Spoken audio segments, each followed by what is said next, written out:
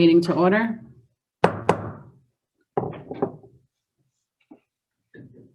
Sorry, I'm going to do that again. Okay. Michelle, can you please read the sunshine law? This is a regular meeting of the Mayor and Council of the Borough of Keyport, Tuesday, May 4th, 2021. Let the minutes show that adequate notice of this meeting as required by Public Law 1975, Chapter 231, has been provided by the annual notice, which has been posted on the bulletin boards, filed with the Borough Clerk, and has been sent to the Asbury Park Press, the Independent, the Star Ledger, and the Two River Times. Thank you. Can I please have a roll call? Mayor Kennedy. Here. Council President Good. Here. Councilmember Pacheco. Councilmember Fotopoulos. Here. Councilmember McDermott. Here. Councilmember Davidson. Here. And Councilmember McNamara. Here. Thank you. Thank you. If everyone could please rise to salute the flag.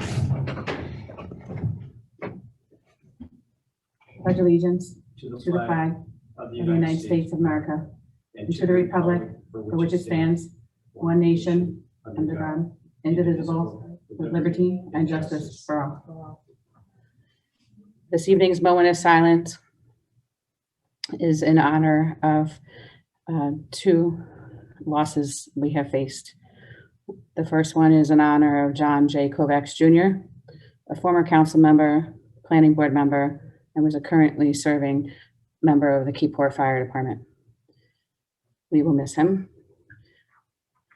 We also are going to acknowledge Ty Sawyer, who is a senior in Keyport High School.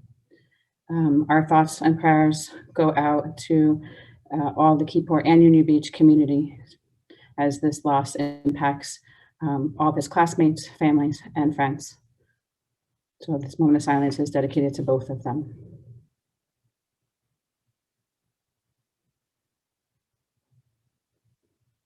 Thank you.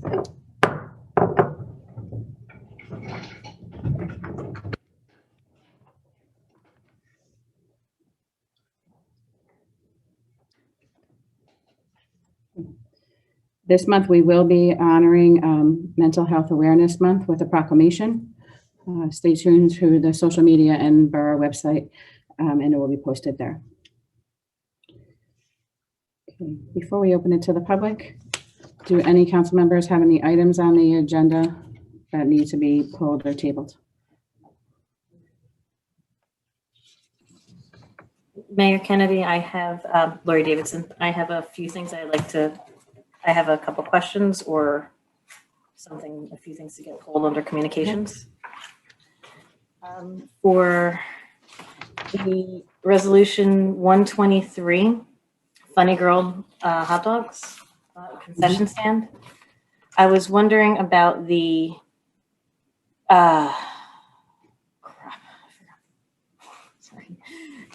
it's really 123, 124, all the fees, how we determine them. So Funny Girl's $2,500 for approximately 24 weeks, 6 months. And then the canoe business, which is resolution 124, is only $300 for a 7-month span. I was wondering if there's a difference between a concession license and a license agreement, the concession agreement. And the other thing with the Logic Marine Science Camp, I see that they have a $500 fee for a 1-week camp. So my question is basically, how do we determine those fees, and should they be, uniform across the board for those 123 and 124? The other thing with resolution 125, where it discusses their garbage, I was wondering if we can be a little bit more specific and have it that they can, whatever they carry in, they carry out. So with more adults and more children, instead of overflowing what receptacles we have down there, we could minimize that by asking them to just take out their own garbage when they leave per day.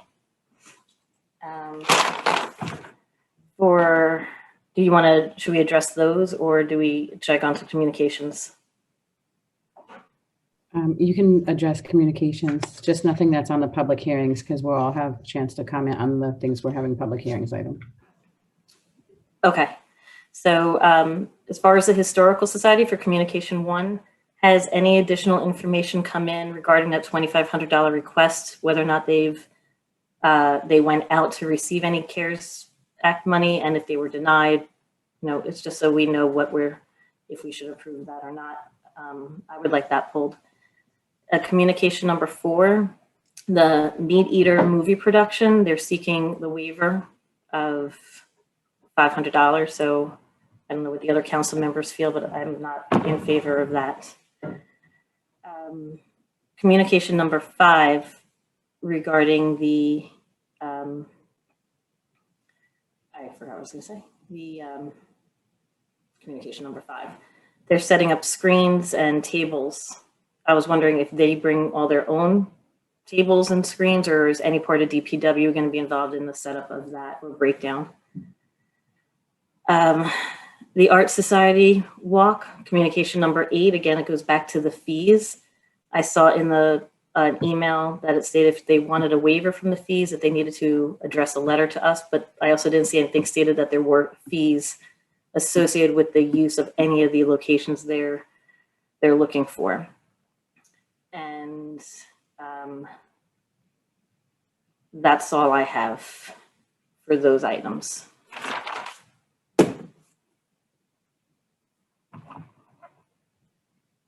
Thank you. Jay, can you, in regards to the concessions, the boat ramp, the summer camp, and the hot dog, can you explain the differences? I think she has some valid points there as to why there's such a different fee structure.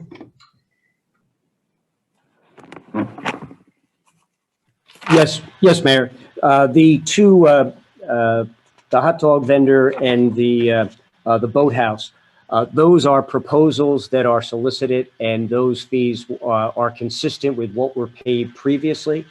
Whereas the summer camp, there is a fee set up or established for the use of parks on, I believe it's a per day basis.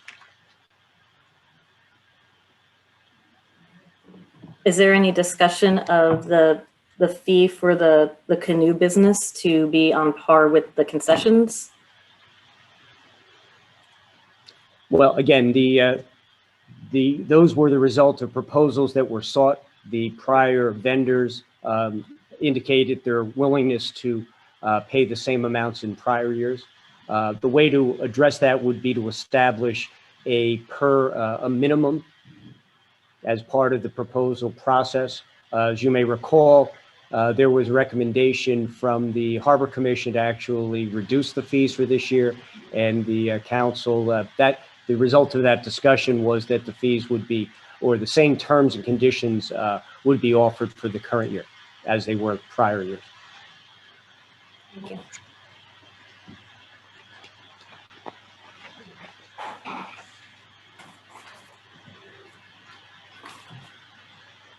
Okay,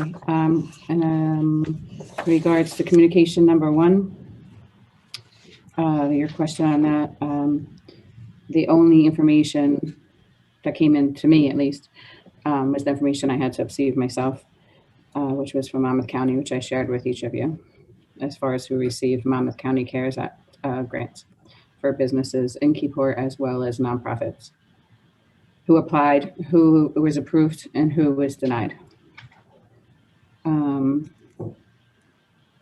In regards to,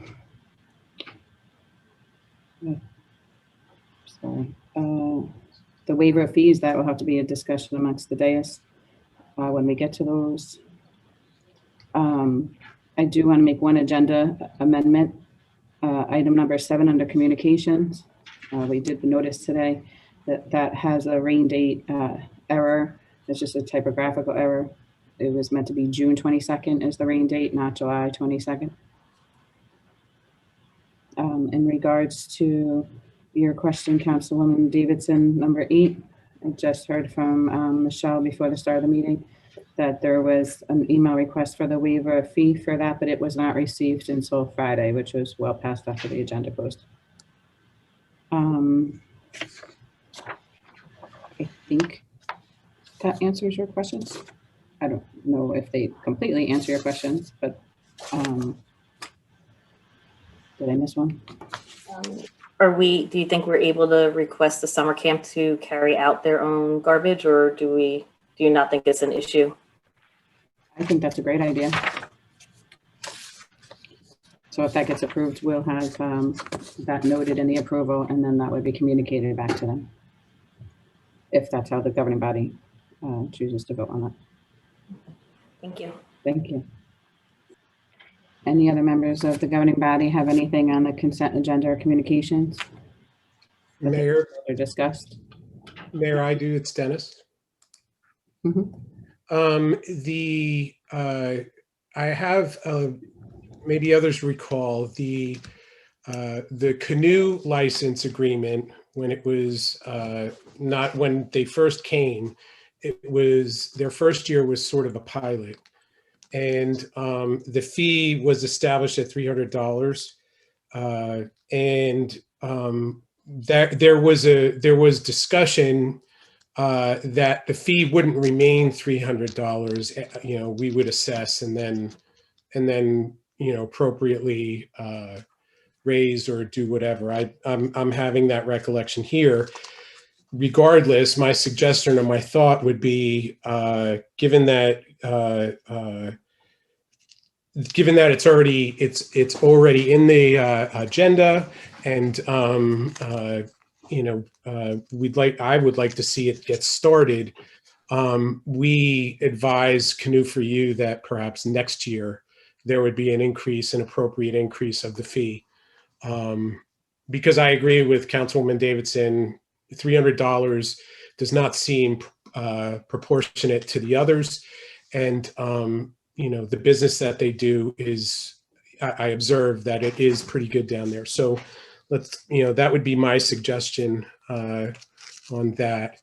And to piggyback off of that, if you don't mind, Councilman Patakis, I mean, not only is it a nominal fee compared to the others, but they get access to a clean restroom and an air-conditioned boathouse.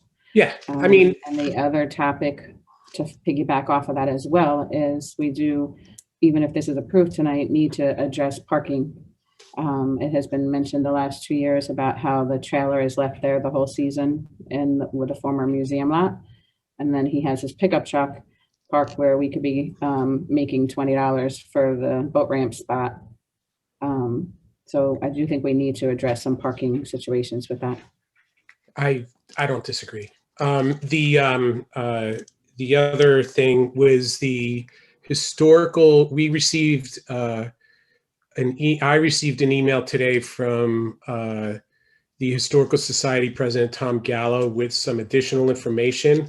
It was received today. So, but there's other information that when we get to that point, either in the communication or in the budget discussion, that we can hammer out, if that's okay with you, Mayor, and Councilwoman Davidson, because it's in the budget. We're referring to the $2,500 budget line item for the Historical Society, and we can discuss that in the budget hearing if you want. Okay, that's a good spot. And I agree with the waiver of the waiving of the fee of the $500 we're talking about the TV show. I did a little research, and Meat Eater has a significant following on YouTube and everything, so I don't think that $500 is too much of a stretch. So that's all. Thank you. Councilwoman McNamara. Thank you, Mayor. Quick question on Resolution 11721. I just wanted to be clear exactly what the amount of the release of the remaining performance bond is. I didn't really see it in here. I figured it out kind of on my own what I thought it should be, and I was just hoping to confirm what we anticipate that to be. Jay, do you have that background?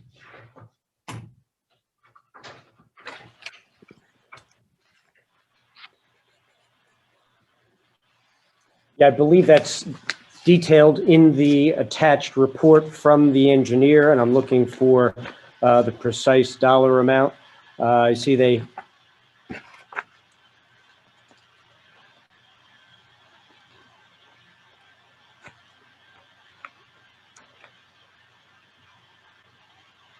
I mean, the report from the engineer says that they had recommended back in March that we retain 62.18 and 46 cents.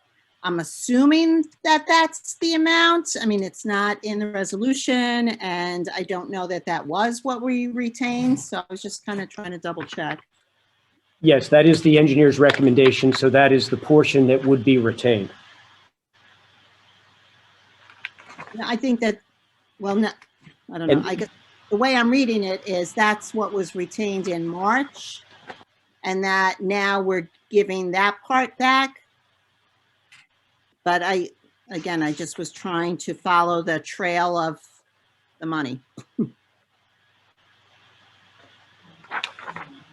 Yeah, I agree that the resolution could be clearer in delineating the precise amount, so perhaps it would be best to hold that for revision Okay, or clarification. okay. Yeah, because the number's in there, that number is nowhere in there, and that was the number I came up with. So if that is it, I would love to see it in there. And then I have a quick question on 11821. Just double checking. That's a 10-year agreement from what I see.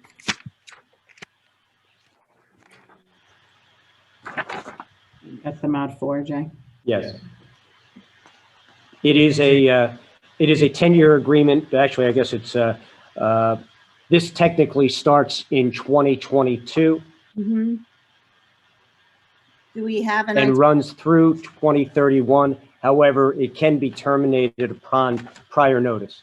Okay, do and we we- have an estimated annual cost on that? You can see that the costs are outlined on page 3. It is listed as so much per line item, and it's approximately, we have, I believe it's, I'll use for ease of calculation, 2,500 line items. So it's approximately, we'll call it about $1,000 a year. Okay. Okay. Thank you. And I should just to clarify, there are separate charges for preparation of the various bills for added omitted as outlined in the additional cost section. Right. And we pay the postage or they pay the postage? We pay the postage. Let's see, and my input, for whatever it's worth on the Canoe for You, I think they started out at $100 or $200 initially, and then it bumped up to the $300. But again, I think I have also questioned the disparity there. But I think that a good thing to do is revisit it for next year. I do have some things for the communication by consent. I'll save those till we get there if you don't mind. Any other council members? They will address the I ones I do- had. Oh, sorry, Councilmember McDermott. They've all, I think the prior council members addressed the questions I had. Just to note, the reason the fee for Canoe for You was shorter was because in agreement with Councilor Patsopoulos, it was a pilot.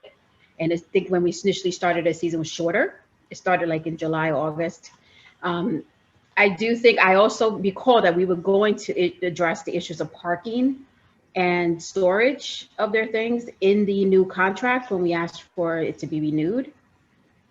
So I don't know if we maybe want to pull this and make sure we address this in the leasing contract, to make sure that we're, they're comfortable with those requests that we have, as well as, whatever. I mean, the fee is a fee, I find, but I think if we have, we did have some concerns with parking in municipal lot for free,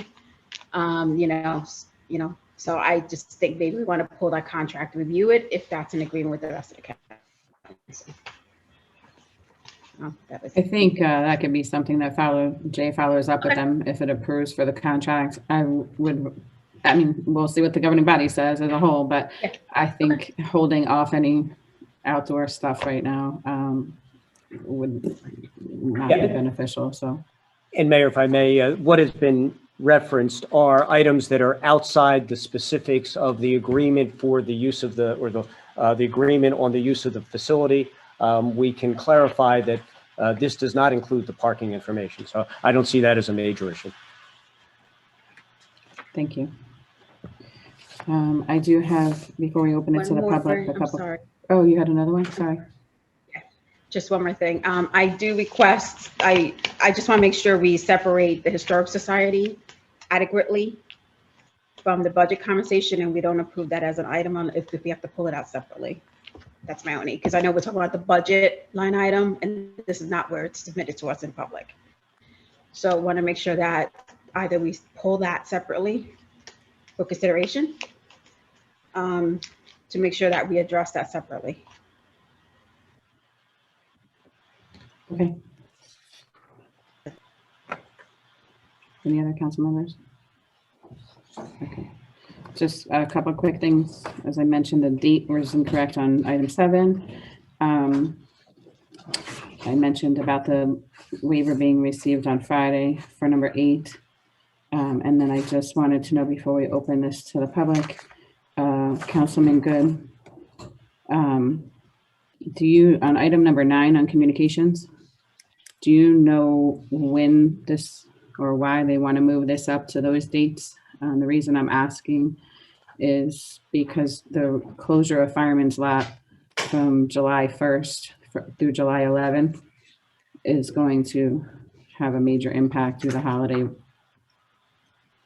My understanding is the reason for that date was that the vendors approached the fire department and said, hey, we have these dates available, and the tide worked for them. I have spoken with Hank Young, who I think with Dave Olson is, I guess, organizing it. And I told him that it would be extremely unlikely that the council would be able to close the parking lot or the entire lot for basically the first 10 days of July, and that maybe they should go back to the vendors and see if the first week of August would be available, because I just could not, I couldn't see with us not approving a 100-person wedding as of July 3rd to go for an entire fair that would be essentially closing down that for the week. So that's the reason why. But you know,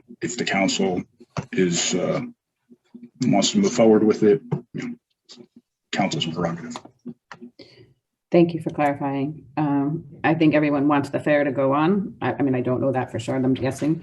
But, and the 5th through the 10th isn't the issue. It's the 1st through the 4th. And I understand why they have to pick those dates, because it's when the volunteers are from the fire department are able to set everything up and the tents and everything else. And it's very labor intensive. I get why they needed that long. It's a hard time that week, that's all. So thank you for providing the additional. Do you know what the dates were they were originally thinking of? Because I had heard they were looking at August. Well, that's the next. I know that the fire department bases the fair schedule on the tide. The tide. So and the ride company, right?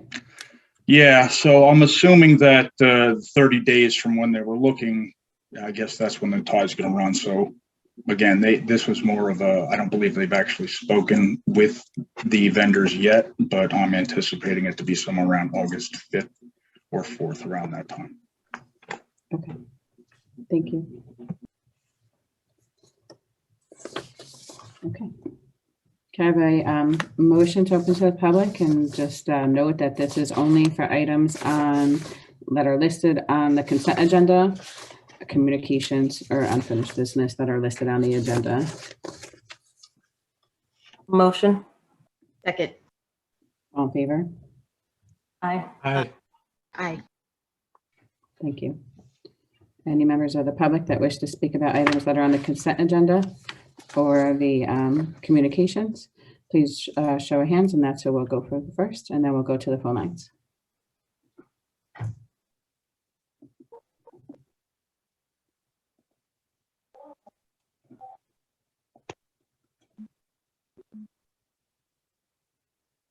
Okay, next we'll go to the phone lines.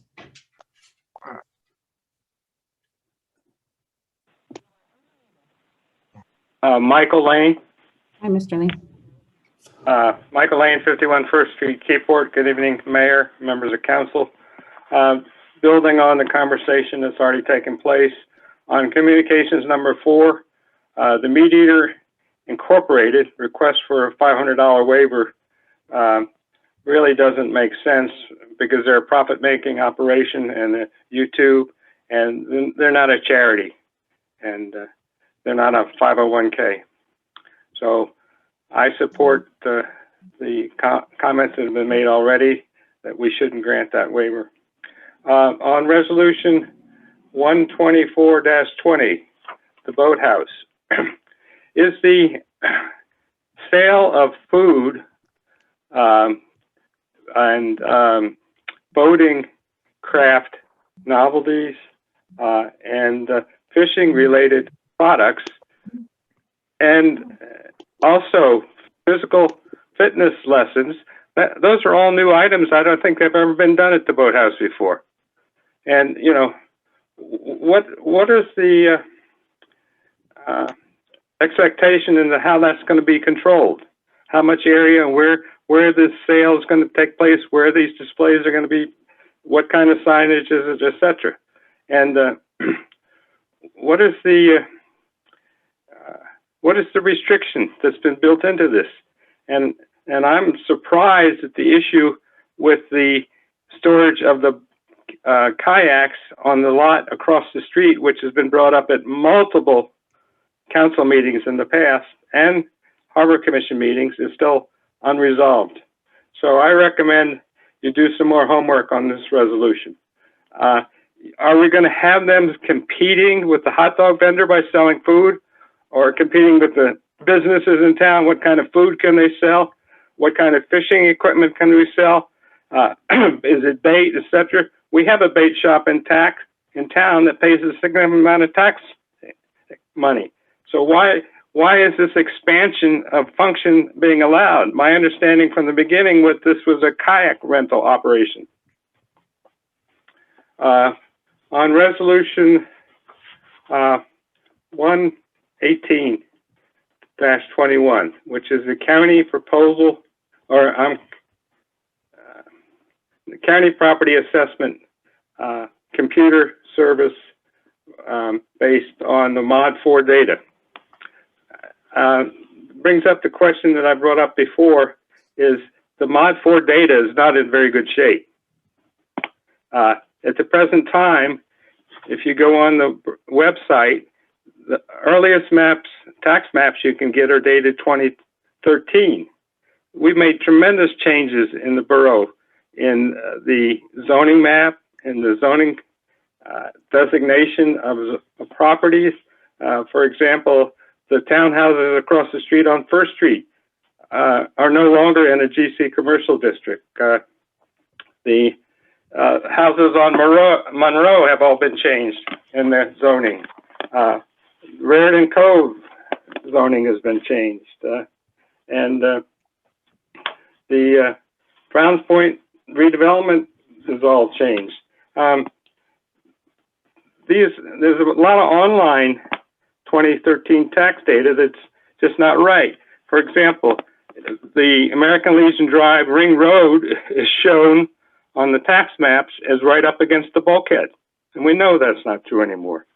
There was a whole set of misinformation on the properties along First Street between Broad and Atlantic, where we put the new bulkheads in, and all that data is wrong. And so what work is going to be done to get the Mod 4 data corrected and also to fill in the gaps? I have seen multiple sites in town where there's no property record card data, or the data that's in there is not correct. And so if we're going to shove this information into a computer program and it's not correct going in, it's not going to be correct coming out. So I would like to hear what steps are going to be taken to get the Mod 4 data correct. And final input is, Mayor, in your report, you could indicate the status and timeline for first in Waverly, underground utilities, and street paving. That's all I had. Thank you. Thank you, Mr. Lane. Any other members on the phone line?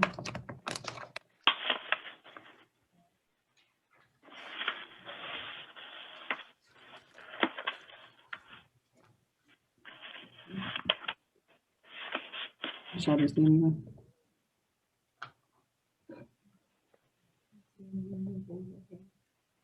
Okay. Can I have a motion to close to the public, please? Motion. Can I have a second, please? Second. All in favor? Aye. Aye. Aye. Aye. Thank you. Madam Mayor, I hate to, I'm just going to ask Jay to address the couple questions that Mike brought up. In regards to the lease for the kayak, the bait and food, like I kind of, is that part of the bid process? This is the same agreement as was used previously. I'm not aware of some of the history that has been referenced. I was aware of the parking issue, but in terms of the variety of items that and services that can be offered, I don't believe that's a change. Those services hadn't been offered in the past. They didn't have food or bait. So I'll leave it to the pleasure of the council, but I kind of do feel in line with what Mr. Lane commented on that. Mayor, The Councilman McNamara. So the, looking at the last contract that we had with them, that same verbiage was in there. I don't know, I don't believe they ever offered any of those services. So, but the wording was actually in there. I can provide some background to that and why that was there. The intention when we initially did the boathouse and activities was to have one of our businesses that does bait or whatever be able to sell there as a separate lease. So that would be a multifunctional boathouse. So this was a multi-purpose lease, not necessarily for them, and then they just filled in their name in the beginning. Yes. Right. Okay. So that needs to be cleaned up a little bit, I think, somehow, or at least explained to them when their approval is given. Is that okay, Jay and Leslie and Michelle? I would recommend that based on changing the specific parameters of the use of the premises, that it would be best if we hold this for further discussion with the vendor. What was their start date? let me ask can I ask a question? Can we just line those items out, Leslie, and approve it tonight? Yes, you can do that. That's assuming the vendor is also in agreement. Well, But he can take it. if he's not, then we can bring it back next time, right? Right. You can approve it as amended. You can amend it to take out those uses that you talked about and leave it to just, basic. And then give it back to the vendor. If he agrees, he'll sign it. If not, then it'll come back. Exactly. Cool. Jay, does that work? So do we need to specify which sections we are striking now, Leslie? Yes, that would be section 8, which identifies the use of the licensed premises.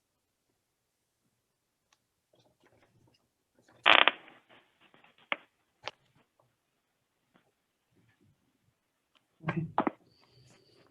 And then Jay, did you want to answer the question about the mod 4 concerns that Mr. Lane has? Is that something we can even change before we? Sure. Should we table that? This agreement is for the shared service with the county for the use of the system. The data that's contained within that system is under the purview of the tax assessor. I have had previous discussions with Mr. Lane regarding some aspects of that. And it's my understanding that those changes and updates are being processed and being included by the assessor. I don't have a timeline on some of the specifics, some of the items that Mr. Lane has mentioned, I'm not familiar with. Okay. Councilman Fotopoulos, you had a question? You asked the mayor, thank you. Okay. Actually, you know what, Jay, can we have a meeting with the tax assessor? I know we don't have dominion over the tax assessor, but perhaps the finance committee can meet with them to address this concern, because this is, the date is 2013 on the current mod 4 data. And it's probably time that we at least look into what it would cost, if possible, to get it done, perhaps for next year's budget. No, the data is not from 2013. The data is up to date. It's the subdivision. It's Subdivision, tax yes, map, sorry. not the sub. It's a tax map. The most recent one is 2013 as listed. Poor use of words on my part. Yeah, thank you. Yep. 2013 is the tax map, the index maps. So. Okay. Thank you. Okay. Next, I will go on to mayor's updates. Since our last council meeting, we had a successful ribbon cutting for 3BR Distillery. It's exciting to see the economic development happening within our borough. I performed 3 wedding ceremonies. I attended the special meeting for the Library Board of Trustees. We had and resumed our Veterans Committee meeting, which is, I think we have pretty good solid goals set to achieve that hopefully by Labor Day, if not at least by the end of October. Attended a Complete Streets meeting, Green Tea meeting, Boy Scouts meeting to discuss the topics of government, New Jersey League of Municipalities Coalition team meeting, attended the fundraiser for the Keyport Fire Department on Sunday over at Knights of Columbus. Another exciting part is an update is that we are finally getting somewhere with the long-standing discussion of zip codes. I know several of you know that I continually bring this up as a ongoing, perpetual challenge for our municipality for many reasons. So this has been conversations from Congressman's office, Senator's office for the last few years. And after some homework that one of the senator's offices did, turns out that there already is legislation requiring realtors to list the +4 code in their property listings or anything that is listed and identified to a municipality. So I will be working with them further to see how we can expand that. So there's multiple reasons. If we go on realtor.com recently, a lot of the homes are listed as Keyport are not within our municipality because the realtors are not including the +4 code in the zip code when they list them. The other challenge with that is our emergency services cross boundaries. And also most recently, it's been a big impact the last 14 or 15 months because Monmouth County has to pay someone to continually back out the +4 zip codes on every test for COVID. So there's multiple reasons why dialogue should be happening at the federal level to redistrict zip codes, but it's becoming more and more burdensome to not have that done in New Jersey. Zip codes previously were identified with not municipal boundaries, but were identified where a distribution center was. Keyport was the distribution center, and that's why the other surrounding 5 towns that use our zip code tagged on because they were sorted out of our distribution center. 5 years ago, distribution centers were changed in New Jersey, so it doesn't make sense to keep that rationalization on how they keep zip codes. So anyway, that's very exciting because that's been a couple of years of trying to get that dialogue going, and it turns out it's not going to be as hard to move it forward further because there were other areas in New Jersey facing the same problem. So there already is legislation that had been previously passed. So we'll be able to piggyback off of that. So that's an exciting update. And then the last thing, before we move on the agenda, is I just would like to wish a congratulations to the upcoming combined graduating class of Keyport High School and Rising Stars, who are graduating with their associate's degree next week from Brookdale Community College. This is the first Keyport High School class to reach this achievement.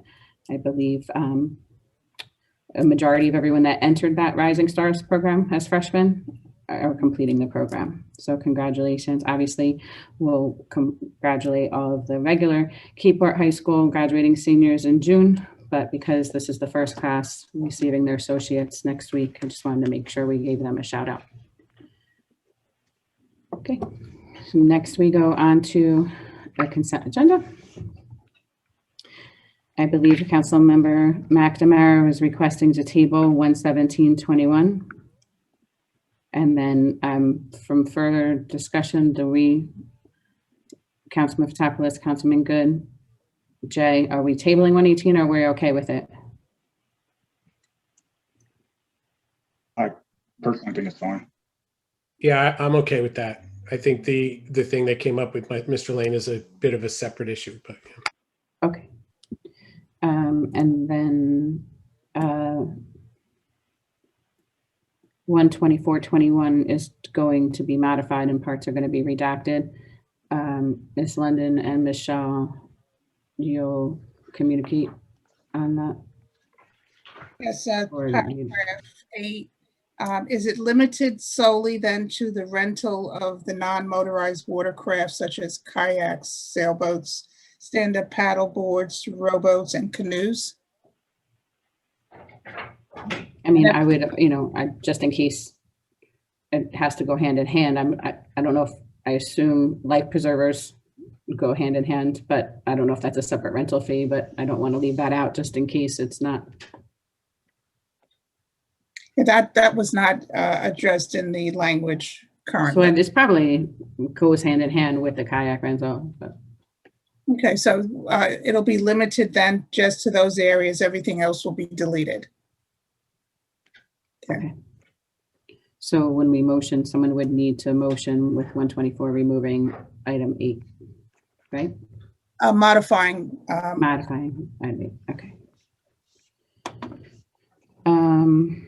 And also 12521 to have an update to request that they remove their own garbage as a carry-in, carry-out camp. Mayor, if I may, in that agreement, in that license agreement, there is a provision or language under section 4 that says the licensee agrees that it and the attendees participating in the permitted use shall dispose of their own garbage, rubbish, and waste. That's already in there. Let me just go to that. Hold on one second. It says it can dispose of it, but I would prefer if they Once it can say, removed, right?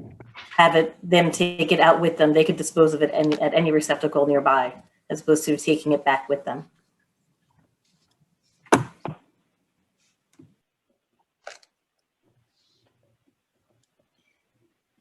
So you're saying remove and dispose.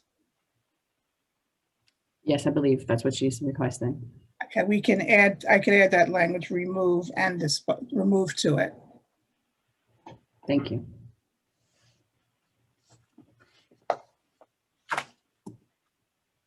Okay. So who's the council member that wants to make that motion with all of those updates? I never get it right, so I'll just second when it happens. I can't motion, or otherwise relist them all. I've never done it. I'll take a stab at it. All right. Okay. I motion on the consent agenda to table resolution 11721 and to modify section 8 of 12421, removing everything except the craft specific items. And then on resolution 12521, adding the additional language around their trash to remove and dispose. leaving all other items from 11621 to 12621. I think that's it. Nice job. Second, Can I have a roll call, please? Councilmember Good, Yes. Councilmember Pacheco, Councilmember Fotopoulos, yes. Councilmember McDermott, Yes. Councilmember Davidson, Yes. and Councilmember McNamara. Yes. Thank you. Thank you. Next, we have a public hearing adoption of ordinance number 3-21, COLA rate ordinance. Michelle, can you please read the ordinance by title?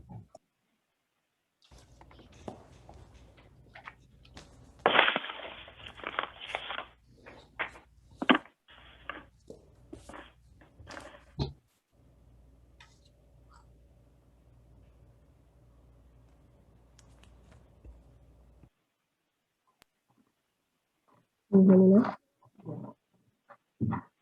Ordinance 3-21 is an ordinance to exceed the municipal budget appropriation limits and to establish a cap bank pursuant to NJSA 48:4-4514. Thank you. Can I have a motion to open this portion for a public hearing? I'll make the motion, but we'll have Tom explain it, CFO Tom Fallon. Is that okay? Or the administrator, either way, the administrator, one of them. Second. And Delia seconded, so we'll do, if everyone's in favor, they can speak after. So just because we have the motion on the floor. Sounds good. All in favor? Aye. Aye. Any opposed? Tom Fallon, since you're on. Sure. Thank you, Mayor. And good evening, Council and everyone on the meeting tonight. The ordinance to exceed the municipal budget appropriation limits and to establish a cap bank is an ordinance that the borough adopts on an annual basis. Generally, we do not need the portion to exceed the COLA percentage that the state puts out each year.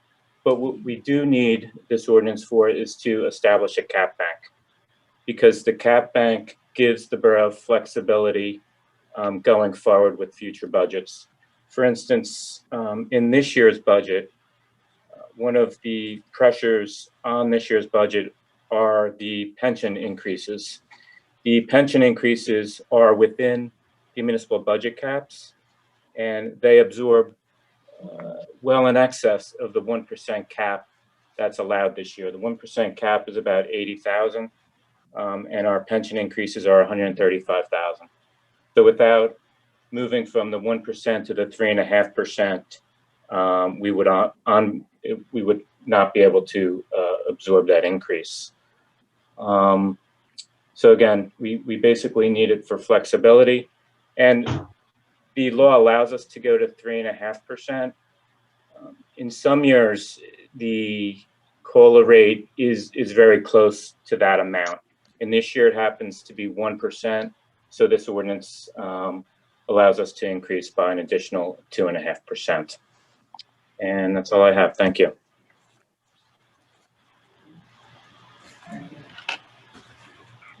Thank you. Any members of the public have any questions on this particular hearing? I'll go cameras first. Mr. Graham? Hi, good evening, Mayor and Council. Elmer J. Graham Jr., 22 St. Peter's Place. Now, question on the proposed COLA increases there. Would that also mean a possible tax increase for the residents of Keyport? Mr. Fallon? Yeah, so the ordinance itself has nothing to do with the amount to be raised by taxation.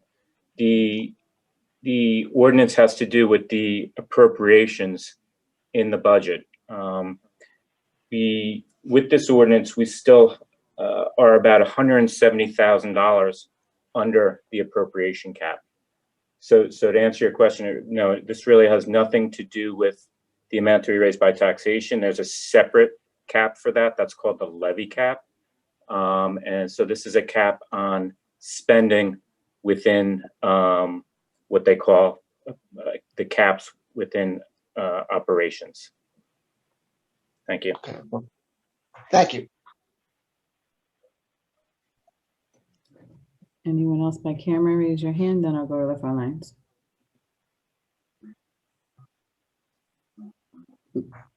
Lillian, are you raising your hand? I think you're talking. Oh, I there you have go. you off mute. I had you off mute. I was trying to give the 6-year-old a bath. But I'm calling about the gazebo on June 5th. Oh, I'm sorry. Right now, this is just a public hearing. We can only talk about this topic right this minute. Okay, so who do I talk to about that? Because I was ready for April 20th and We have you on the agenda. We're just not at that point yet. okay, so do you know how So long? I'll it's make gonna- sure, now that I know that's what you're on for, I'll make sure I call for you. Okay, all right, Okay, thank you. great. Thank you. Because I'm sorry. I said I'm gonna put you on mute again because I have a 6-year-old that makes a lot of noise Great. in the, Great. thank you. Thank you. All right, yeah. Well, Okay, any other sugar hands? Phone lines?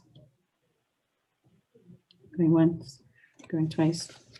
Okay, please have a motion to close to the public for this ordinance. Motion. Second. Roll call.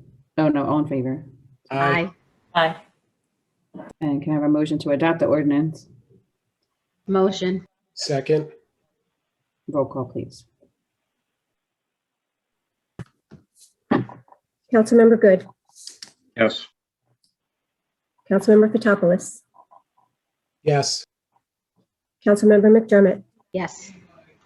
Councilmember Davidson, Yes. Councilmember McNamara. Yes. Thank you. Thank you. Can I have a motion authorizing the clerk to publish the ordinance as adopted? Motion. Oh, second. All in favor? Aye. Aye. And any opposed or no? I mean, nay. I just did the same thing. No or abstain. Okay. Ordinance number 4-21, placing a stop sign on Beer Street and intersection of Beer Street and Clark Street. Michelle, can you please read the ordinance by title? This is an ordinance amending Chapter 7A of the Borough Code entitled Traffic Schedules at Schedule 11, Stop Intersections, to designate the intersection of Beer Street and Clark Street within the Borough of Keyport as a stop intersection. Thank you. Can I have a motion to open to the public? Motion. Second. All in favor? Aye. Aye. By show of hands first, on camera, Mr. Graham. Can you unmute yourself, please, Mr. Graham? Can you hear me now? Yes, Hi, can you hear me now? yes. Okay. Elmer J. Graham Jr., 22 St. Peter's Place in Keyport here. With regard to the stop sign on Beer Street and stuff like that, some people on occasion run that stop sign, without looking, just without stopping and stuff like that. Is there any possible way we can further enforce that rule, by the Keyport Police? So this is a joint effort between Hazlet Police Department and Keyport Police. This is behind Tom's Ford on Clark and Beers. And because people are frequently running that stop sign, that's why both police departments have requested that to become a 4-way stop so that there's a more alternating pattern of traffic there and a slower and calming traffic pattern over there. Okay. Thank you. You're welcome. Anyone else by show of hands? Anyone by the phone line? I just want to echo what the mayor indicated, that these four-way stops are really good for traffic calming, and they need to be done in intersections which have a record of having a problem. Thank you. Thank you, Mr. Lee. Anyone else on the phone line going once? Twice? Can I have a motion to close to the public? Motion. Second. All in favor? Aye. Aye. Can I have a motion to adopt the ordinance? Motion. Second. Can I please have a roll call, Michelle? Councilmember Good. Yes. Councilmember Fotopoulos. Yes. Councilmember McDermott. Yes. Councilmember Davidson. Yes. Councilmember McNamara. Yes. Thank you. I have a motion authorizing the clerk to publish the ordinance as adopted. Motion. Second. All in favor? Aye. Aye. Aye. Any no? Or abstain? Okay. Thank you, Chief Torres, for working on this with the collaborative efforts with Hazlet to make that possible. Next, we have ordinance number 5-21, establishing a loading zone in front of 17-21 West Front Street. Michelle, can you please read the ordinance? Ordinance 5-21 is an ordinance amending Chapter 7A of the Borough Code entitled Traffic Schedules at Schedule 13 Loading Zones to establish a loading zone on West Front Street within the Borough of Keyport. Thank you. Can I please have a motion to open to the public? Motion. Oh, second. All in favor? Aye. Aye. Any members of the public on camera wish to speak?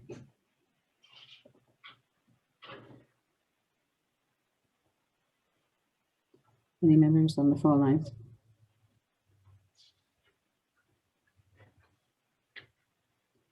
Okay, a motion to close to the public? Motion. Motion. Second. All in favor?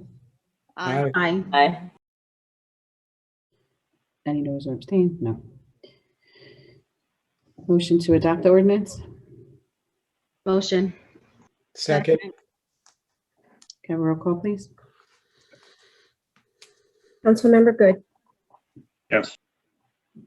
Councilmember Fotopoulos. Yes. Councilmember McDermott. Yes. Councilmember Davidson. Yes. Councilmember McNamara. Yes.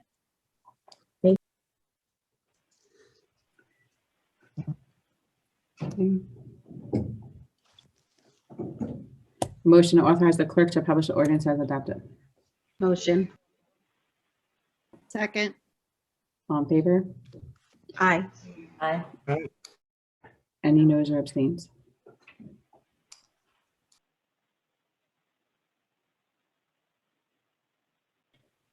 Public hearing of adoption of 2021 municipal budget, resolution R12721, resolution to read the 2021 municipal budget by title.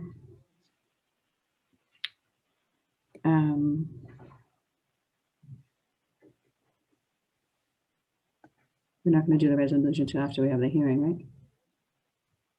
Just need to adopt the resolution so that we can read it by title. So we just need a roll call. We do for that one? We don't do the resolution afterwards? This is the resolution to read it by title. So it's Okay. first. Okay, can I have a motion to her to read this by title? Motion. Oh, second.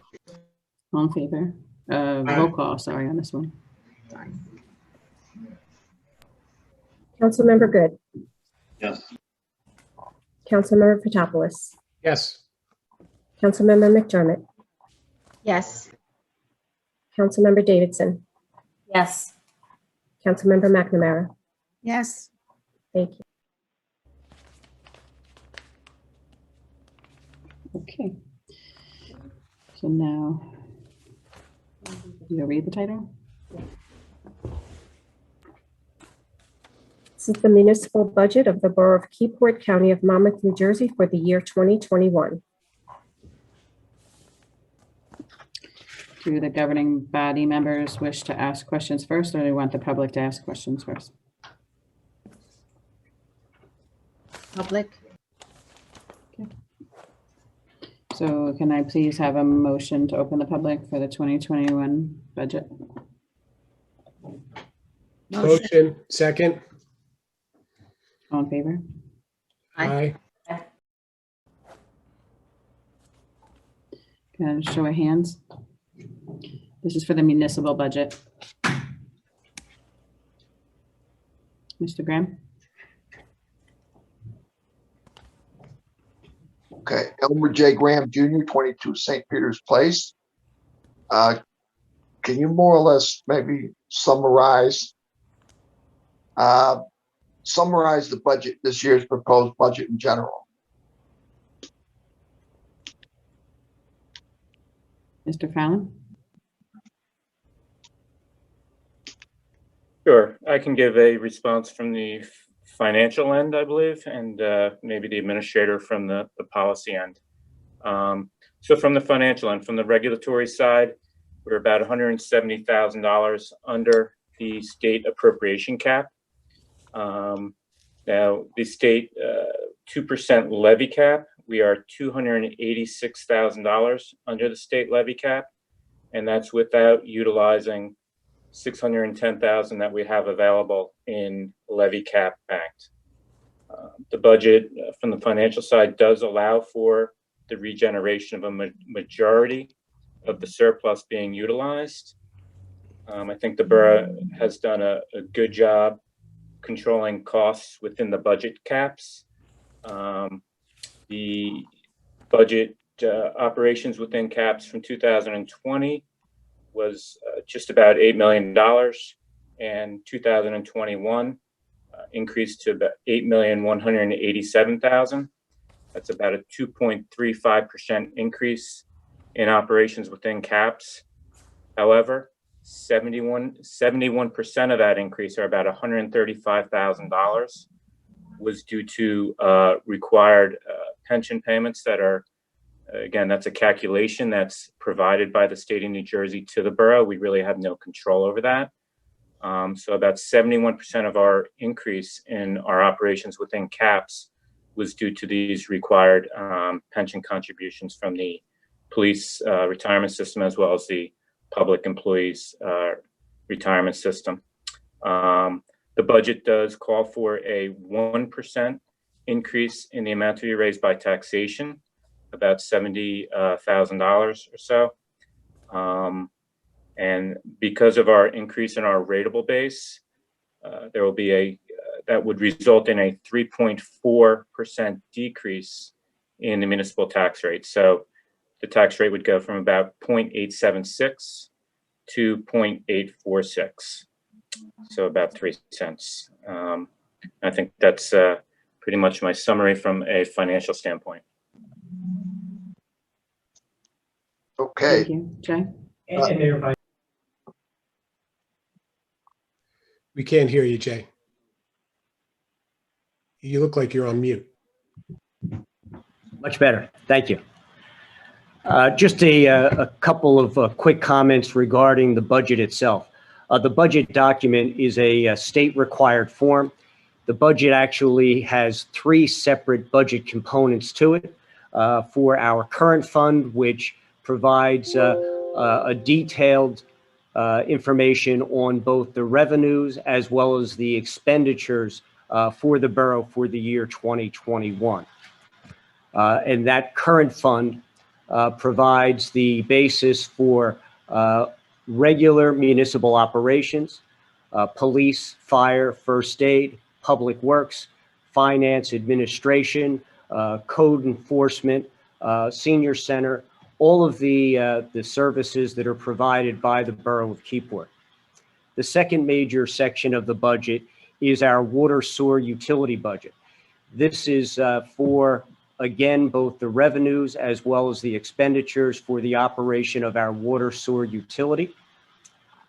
which is separately accounted for and is not supported by tax dollars. The water sewer utility budget is supported by the user fees, water sewer fees collected from residents and business owners within the community based on the water and water consumed and the sewage produced. The third component of the budget document is our open space budget. This is the dedicated tax that is part of the municipal purpose tax that is dedicated for open space and recreation. Additionally, the final section of the budget is a 6-year capital plan. This portion of the budget by itself provides no specific authorization or appropriation, but is simply a planning tool that details both the capital expenditures in the current year for major equipment, other purchases, and infrastructure improvements. The 6-year capital plan is just that. It is a plan based on our current projection of needs for the next 6 years. And that capital plan spans both the current fund as well as the utility operations. So where the major portion of the budget separates out the current operations from our utility operations, in the capital plan, all of those items are included in that one document. As was mentioned, Mr. Fallon provided an overview as to the percentage increases of the amount to be raised by taxes, the various expenditures, as well as compliance with the statutory requirements on our appropriation cap, as well as our tax levy cap. One item that should be noted is that the spending in this year's budget, as proposed, reflects a $657,000 decrease from spending in the prior year. Most of that difference is related to grants.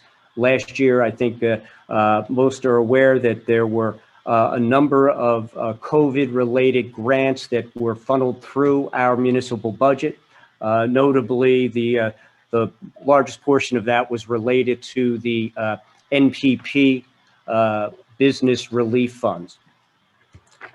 That's the general outline of the budget. Again, this budget is intended to provide for both the current needs of the borough in providing services for the calendar year 2021, as well as setting the foundation for the borough's financial needs and service needs in subsequent years. Thank you, Mayor. Okay, and one more question or comment. I can imagine that the pandemic had an effect on putting together of this budget. Am I right? Yes, I think everyone would agree from a number of perspectives, both in terms of delivery of services as well as financial results. 2020 was a challenging year, and those challenges have continued into 2021. It should be noted that last year's budget included specific funding in anticipation of some of those increased costs. It should also be noted that the financial results from last year were impacted by COVID, most particularly in some of the revenue areas, specifically in the area of the municipal court. With the shutdown, there was a tremendous reduction in the level of court fines that were realized versus what was expected. Fortunately, there were other revenues that offset that. Last year, actually, we saw an increase in the level of construction code permits and fees, and a few other areas within the municipality. Okay, well, thank you. You're welcome. And tonnage fees were extremely higher last year because everyone was home, so we had to pay substantially much higher than anticipated last year for households tonnage removal. Anyone else on camera have questions about the municipal budget before we go to the phone line? Go to the full line next. Mike Lane, 51 First Street. Mr. Lane. Okay. First of all, I want to compliment the Finance Committee in keeping the tax levy increase to 1%.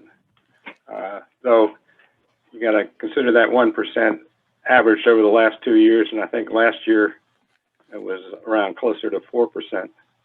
So, but holding it to 1% this year was a good move. On the capital, on the 2021 budget sheet 40C, 3-year capital program, the TAP 2021-11 item. What is the project description for this $960,000 expenditure?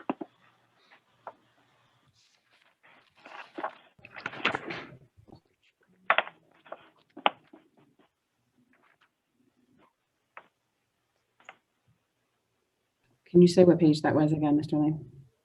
Pardon? What page were you referring to? 40C, 40C. 40C. Sheet 40C. Councilmember Tapoulis or Mr. Fallon or Jay? Which one would you like to answer that?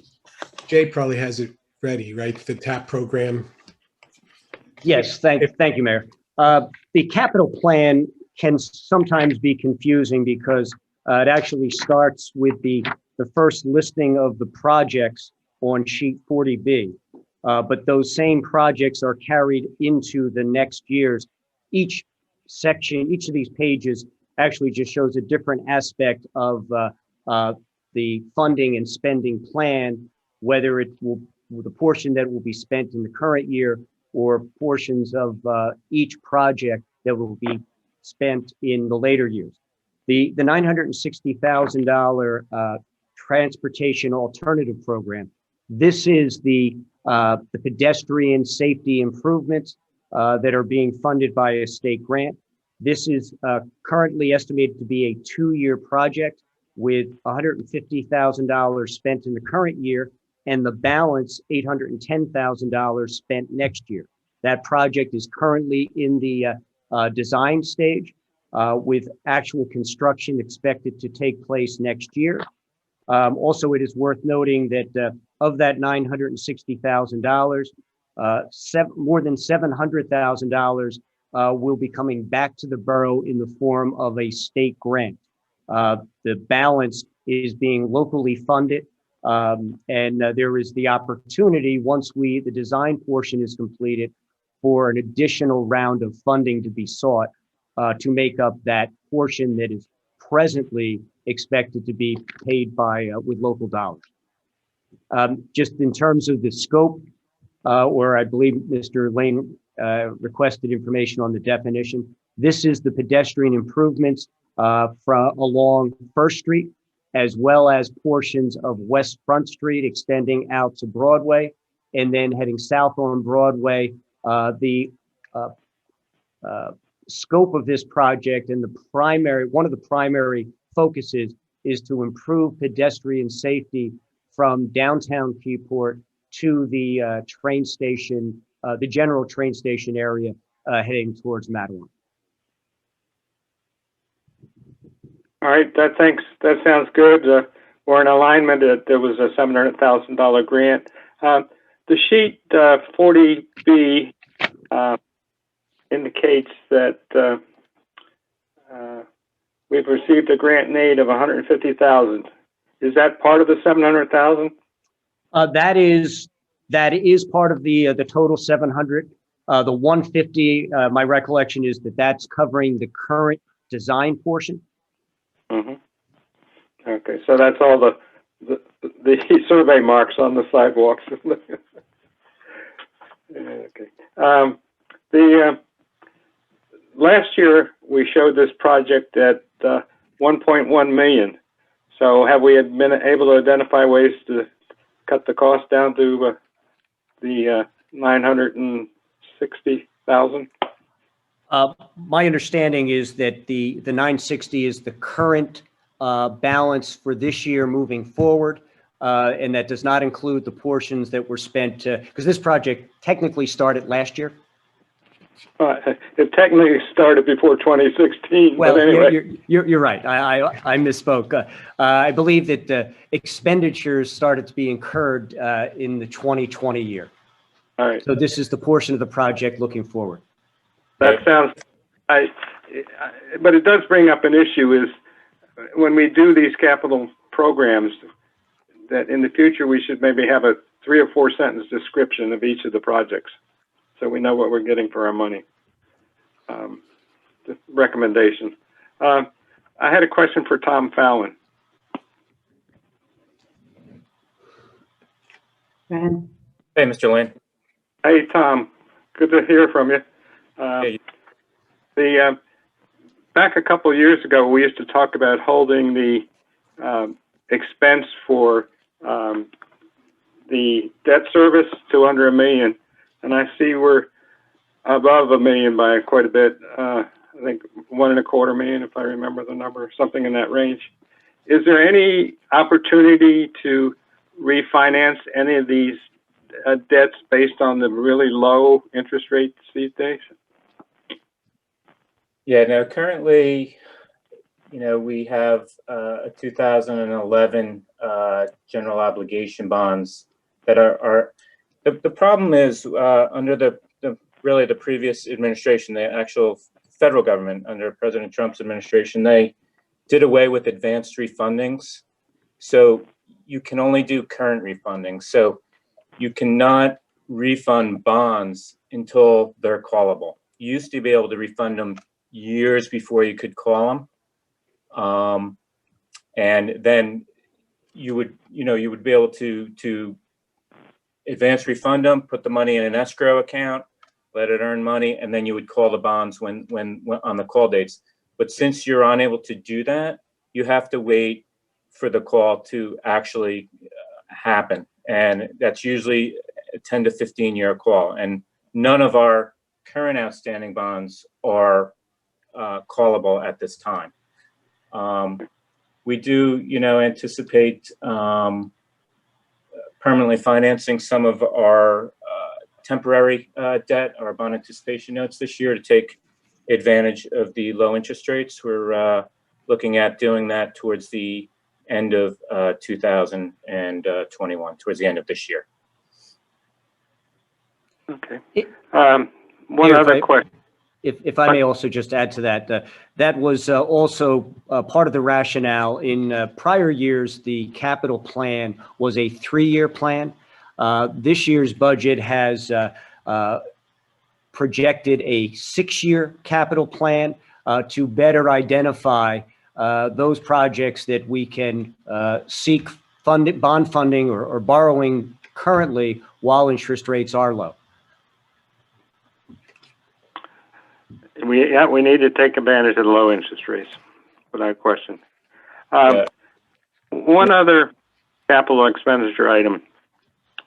When the Poseidon project was on the table, which is the DC pipeline leaving Olson's Marina going across the bay, there was discussion that in order to get the borough's utility blessing, that the project would fund the hook and ladder truck for $1 million and would also kick in, I don't know, $100,000 a year or something like that. And now they had a hearing in Matawan, the county did, on the 516 bridge across Lake Lefferts. And during that hearing, they talked about the DC pipeline for the Embarrack project was going to be done before the bridge was installed and built in the next 3 years.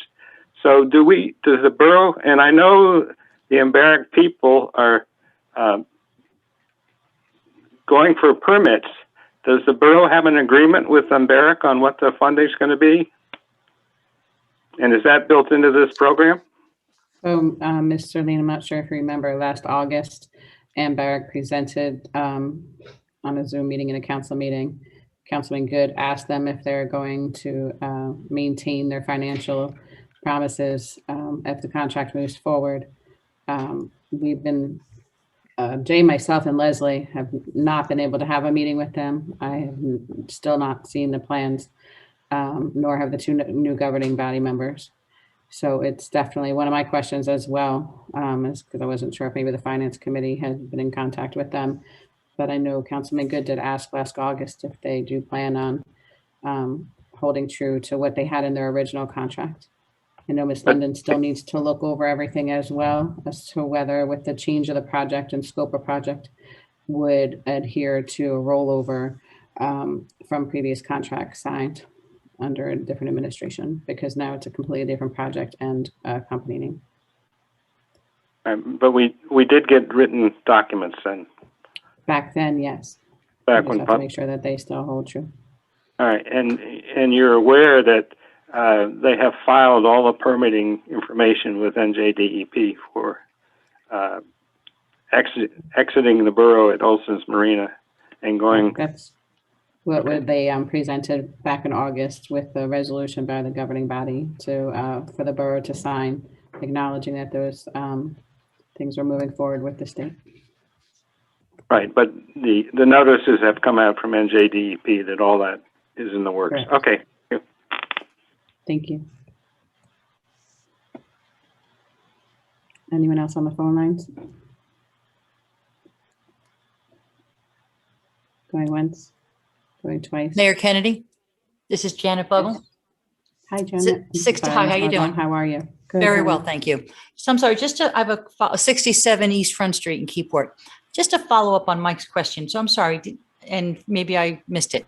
So prior administrations did have, so we do have a contract with Barrick from prior administrations that talk about the financial agreements that we've had. I just want to make sure I understood what you just said, unless I missed it. Madam Mayor? Yes.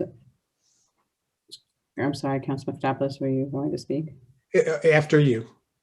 Oh, yes, there, Ms. Bogle, there was a signed contract that took a lot of digging by Administrator Henshaw to get to the bottom of that, and clerk, our clerk, Michelle Clark, because there were definitely differencing of stories as to what was signed and what wasn't. And that's why Mr. Delaney and I have been requesting to meet with Ann Barrick and along with Ms. London, so we can see really what everyone is on the same page. Great. And then I guess potentially additional agreements relating to the property if it ever gets donated back to the town. And so that's all part of what you guys are trying to get together with them on. Perfect. Great. Thank you. That was not the property. We have not found anything about the property being donated back yet. But I do know that that was in heavy discussions back when it was the Ann Barrick topic, when it was going to be the conduit electrical lines out to Long Island. Right. But when Councilman Good asked last year, he said, do they anticipate coming true with all their financial agreements? They said yes, but I don't know that we have the Olson thing in writing. Right. That Great. doesn't mean we can't still discuss it. Good. Thank you. Mayor Kennedy. Mayor Kennedy. Councilman Good wanted to comment. Hold on one second, Mr. Lane. Just that the issue with Olson's was never part of the agreement. I think it was more of an understood because they can't do anything with the property once they drew the line under it. But that was not, I know that wasn't part of the agreement. Councilman Fitopoulos wanted to say something too. Hold on one second. I think that everything that we're discussing that's on the table is part of what we would only agree to as a council. I'm not going to speak for the council, but for me, I don't think we go forward with allowing them to use the property if they don't honor the $1 million that they agreed to, potentially the $100,000 a year or more that they agreed to potentially, and donating the property as a park. All of these things were discussed in various meetings, albeit maybe not agreed to in contract, but that's what I would advocate for. And that's really, that or more is all I would accept, because for me, the agreement that was before, if it should be more, if not, with exactly the same as what it was. But I think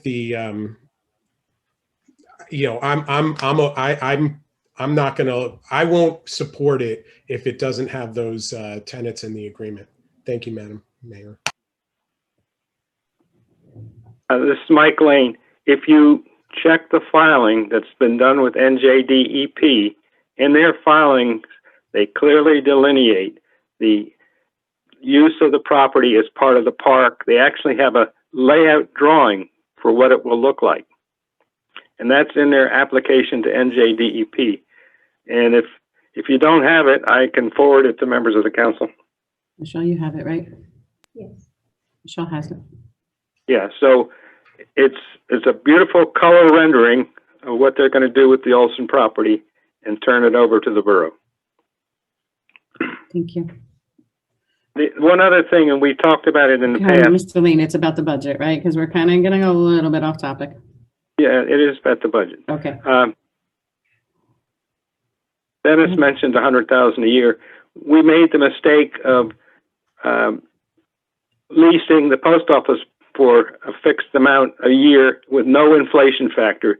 So the number looks really silly today. So let's not repeat that mistake. Thank you. Point. Thank you. Thank you. Anyone else on the phone lines? Going once, going twice. Can I have a motion to close to the public?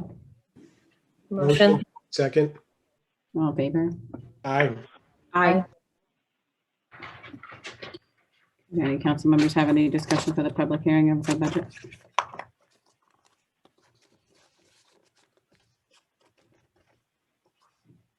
Councilman McNamara?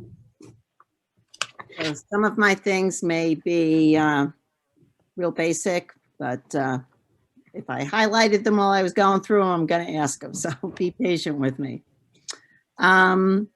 In the current fund pages, anticipated revenues, sheet number 10, I'm curious why we're anticipating a reduced revenue from the senior citizen housing pilot. Is that pilot fading off and we're now getting tax money instead? I'm just looking for what that is. Mr. Fallon, are you on? Sure. Yeah, the one senior center, well, it used to be American Legion. What is it now? I don't. Oyster Bay. Oyster Bay. Oh, Oyster Bay. Yeah, so they overpaid in 2020. So they have like a $90,000 credit due to some changes. Well, due to a reduction in their revenue from COVID, as well as additional HUD funding, it has that, along with their overpayment credit, has reduced their payment to the borough in 2021 substantially. We expect a portion of that to reverse in 2022 as they eat up their prepaid credit in 2021. So it's a one-year anomaly. It won't get back to what it was because of their additional HUD financing, which is considered in the calculation of their pilot, but it will certainly be higher than it is this year. And I guess just on the pilot front, how long is the pilot on this? How many years are left? You know what, that was we just renewed it, so 50. Yeah. Is it 50, Matt, or 40? I would have to pull the agreement, Councilman McNamara. Okay. Thank you. Appropriations, page 15A. So I see for 2020, there had, I guess, been no budget item for snow overtime, or was that just not even a line item last year? Because now Jay, there's the 50. yeah, Jay, do you want to handle that since you wanted that change? Yes, that was a change initiated, but my suggestion was to, number one, identify specifically the overtime wages related to snow removal. And so that was taken out of, previously it was lumped into the regular salary and wages. That is, or I should say, this is the first step in, we will also be proposing establishing a storm-related trust so that we can, any unexpended funds that are appropriated for this would be available in future years to somewhat take out the highs and the dips in storm and snow removal costs. Again, because that was a question that had come up late last year and earlier this year with the snow removal costs. So it's really just a matter of transparency to identify more specifically those appropriation costs. Makes a lot of sense. Thank you. And then the reduction for salaries and wages for garbage and trash removal, that's a huge reduction. Did that just go somewhere else? Yes, and in fact, you previously, your first question was related to sheet 15A, the salary and wages under snow overtime. The line above that is showing a substantial increase from the prior year. And again, there's the internal allocation within Public Works becomes very difficult because it is a small crew. It's not like we have a segregated functions within the department. So the goal is to more closely reflect operational experience. So you do see a reduction in the salaries and wages for garbage and trash, and you see an appropriate increase on the general public works side. Okay. I guess I thought that the garbage and trash removal was like an outside vendor, and I was very surprised to see that go down. Yeah, and again, that's part of it, is that while we do contract out for the trash collection, there is a substantial amount of trash that's collected by DPW personnel from our public areas on a daily basis. So this, we have left an amount in there to reflect some of those seasonal costs. Mm-hmm. Quick one, it's a small amount, but sheet 22 under shared services, I see that the senior citizen transportation is now there versus where it used to be. So do we have a different arrangement, or we're just putting it where it should have been? Well, whether it should have been, I'll leave to others, but this does identify it as a shared service more because that's what it is. The county provides that service. So it's really just a housekeeping. Right? I mean, the amount is the same. It's just coming up in a different place. That's, just clarify, that's not our skipper bus. That's right. SCAT. SCAT, right? Yeah. Just want to make sure.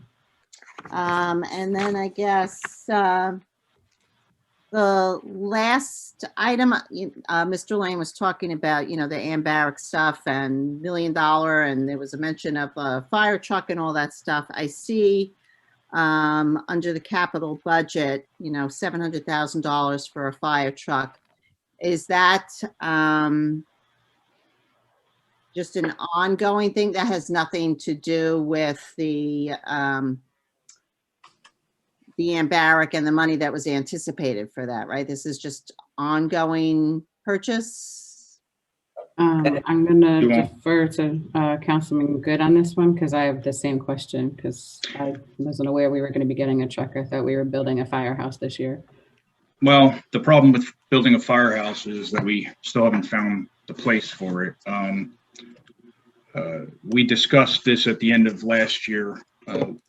One of our first responder unit is on its last legs. Kind of, I'll analogize it to where we were with the ladder truck, in that the truck is 30 plus years old and we can no longer get parts for it. And it happens to be, again, the first responder unit. So I asked the department to produce, at least from last year, what the, which trucks have gone out and how many of our firemen were on each of the trucks.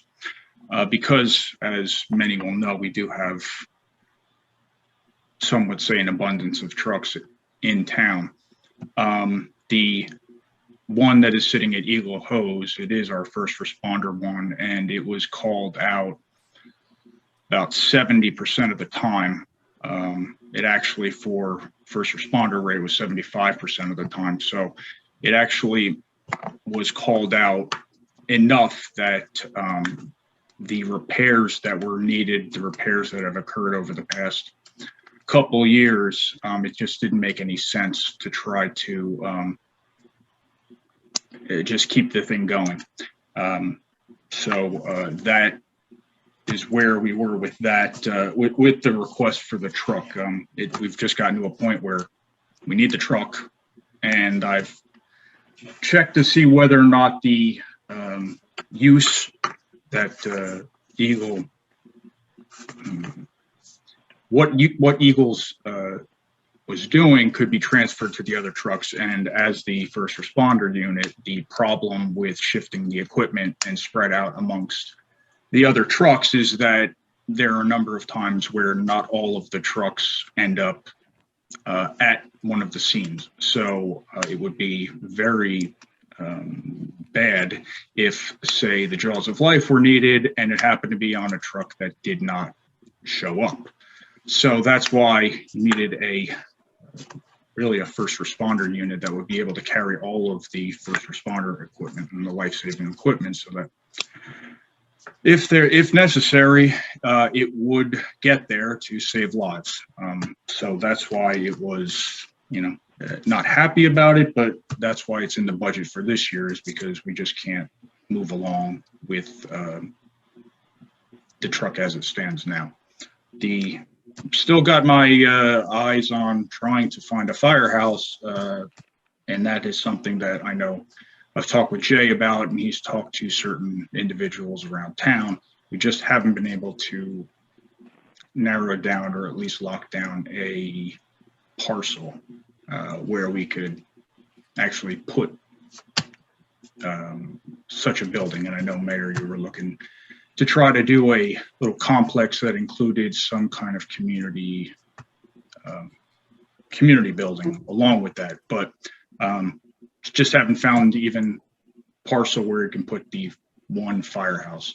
But we're still looking, and as soon as we can find that, that probably will be another discussion for the Borough Council.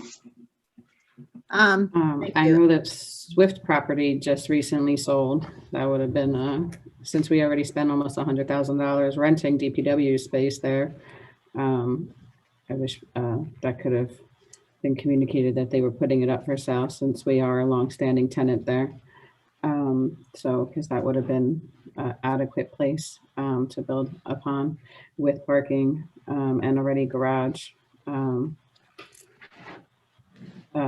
But in regards to the fire truck, the last, when you, Councilman Topoulos, and I met last year with Jay, it was that, there weren't going to be discussions of fire trucks until they consolidated all the houses to one. So I guess I'm a little taken back. I mean, I'm not denying that Eagle is not a heavily utilized truck, but nothing until we saw it in the budget was discussed in any monthly meeting or, fire commissioner reports. So do we have like a letter from the fire department saying which company they are, that they're all in agreement that that's the truck that should be purchased if one is purchased? I don't believe that that's I'm sorry, Mayor. That's okay. And if I knew, like, is there, like, the police department is, a 5-year plan. Are we working on one for the fire department? Because like I said, if we knew last year, I don't know, the governing body would have spent $750,000 buying 2 blocks of sidewalks for residents if they knew we needed a fire truck. So are we like monitoring somewhere how much repairs are going into the fire truck? So we have this gauged better? Yes, that's part of the outlays, at least my understanding from the fire department when they submit their bills or what we allocate the money for, they keep track of how much it costs. I think the question of what the fire companies want and whether or not they're in agreement on which company should get a truck, I think has to take a backseat to the borough's needs in general. Historically, my understanding is that each of the companies was in turn getting trucks. The problem is that at this point in day and age, that becomes a very expensive proposal, such that just for the mere fact of if a truck it would make no sense really to duplicate services or at least specialties. So the company's wishes, while we're taken into consideration, I think the borough as a whole and its needs in the fire department would have to take precedent. With regard to the consolidation, yes, we were discussing that, and I would have loved to have done this in one fell swoop. Unfortunately, the truck did not cooperate. So I have been in discussions with the department, just in general. Actually, let me rephrase that. The fire committee has been in discussions with the department about consolidating under one roof or possibly two roofs, and that actually turning everybody into no longer companies, but a Keyport Fire Department in both name as well as substance. And I don't exactly want to shoot anybody in the foot on this, but there have been serious discussions about that, and I expect that we will be seeing something relatively soon. I don't want to say maybe by the end of this year we might have some kind of general principle agreement in line or something along those lines, but I know discussions have been ongoing. I really do wish we could have done this all in one fell swoop, but the mechanics just didn't cooperate. Madam Mayor? Oh, hold on one second. When you're saying the borough need to be met as far as deciding what truck has to be purchased, I guess that's what I'm saying. Like, the governing body are they going to be getting that information? Like, they haven't received what trucks have been fixed or need to be maintained. So you may know that, but other than the calls of service, I think we need to have further dialogue on this. So I think it's been in every single bill, Mayor. A review of the bills over the last year would identify which repairs. Okay, so, but if you're looking for a $700,000 fire truck, it could be a compiled so that they don't have to go list per truck. There should be a totality spreadsheet of what each truck is going out for repairs for, or how often, because if we're taking it off the line, say it was the ladder truck. If the ladder truck was out for repairs 6 months of the year, but didn't cost that much, it's having it not here 6 months takes a toll and a weight on our borough as well. So I just hope that we can get more information compiled to talk about this a little further. Councilman Maxim, I know your hand is up, but Councilman Fotopoulos wanted to comment on this, I think. Yeah, the characterization of the conversation you and I have is pretty accurate. And I still feel the same way about consolidation needing to be a priority with regards to saving the borough the burden and its residents the burden of having to purchase as many pumpers and apparatus that we have now. The discussions are encouraging, and certainly, much like the discussions that each of us have as committees, the explanations are forthcoming, and there's nothing obviously that's going to be decided by the committee. That's been, we all agree on that, but Certainly, I'm quite frugal when it comes to, purchasing fire apparatus, and, when we see the bill of materials and everything, we'll be able to scrutinize it and maybe get some reduction. There are some reduction ideas that Jay had as well, Jay Delaney. As far as it being in the capital plan, the need is there, and my concern is that the truck that rolls the most is the one that needs to be replaced. It is the one that rolls the most, is it not, Matt? I just want, needs to be replaced. And like you said, like you mentioned, if that goes down, the deficit could be devastating. But thanks. Sure. Appreciate it. It's just, again, dialogue earlier than seeing it in a introduction of the budget. Well, we're not purchasing it. The introduction in the budget is pretty much the announcement, and here we are having the dialogue now. It's not like we're purchasing it right away. This is where the dialogue begins, from my understanding. So, Well, that's not what's out on the street. So then we get the phone calls asking who's deciding on buying a fire truck. Councilmember McNamara. Okay. Just one thing, I don't know if it exists or not, but I know for me, if it doesn't exist, I'm going to then request that maybe we can have this put together. But are we in touch with or have access to a capital inventory from the fire department listing all of their equipment so that and with ratings, and then being able to take these repairs and things like that, so we have a better picture of what else, in the future is, this obviously didn't come up right this year. This has probably been an issue for this truck for a bit. So if we had some sort of a capital inventory from the fire department, I think that might be helpful. So if it doesn't exist, I am requesting something like that. I think that's a fantastic idea, and it fits into the plan that it should be in the plan that the mayor was suggesting, and we've suggested as well to the fire department. But anyway, I defer to Matt on that too. I believe that an inventory was created, but I think that it might be a couple years out of date. Just going by memory, and I want to say it was 2 or 3 years ago that it was last compiled. But we can request to have that updated. Thank you. That's it for me. Thank you. Thank you. Any other council members? Councilman Davidson? I guess I'll go. You want, Oh, no, you could go ahead. Want to go? You could go ahead. I'll wait. Yeah, go ahead. Thank you. So I have a few questions, again, like Kathleen, some of them might be pretty basic, but some of those questions. Of course, on sheet number 13, the Historical Society, which Councilman Fotopoulos, I guess we'll discuss when you speak. Sheet number 17, it's not a lot of money, but what is a celebration of public events for $1,500?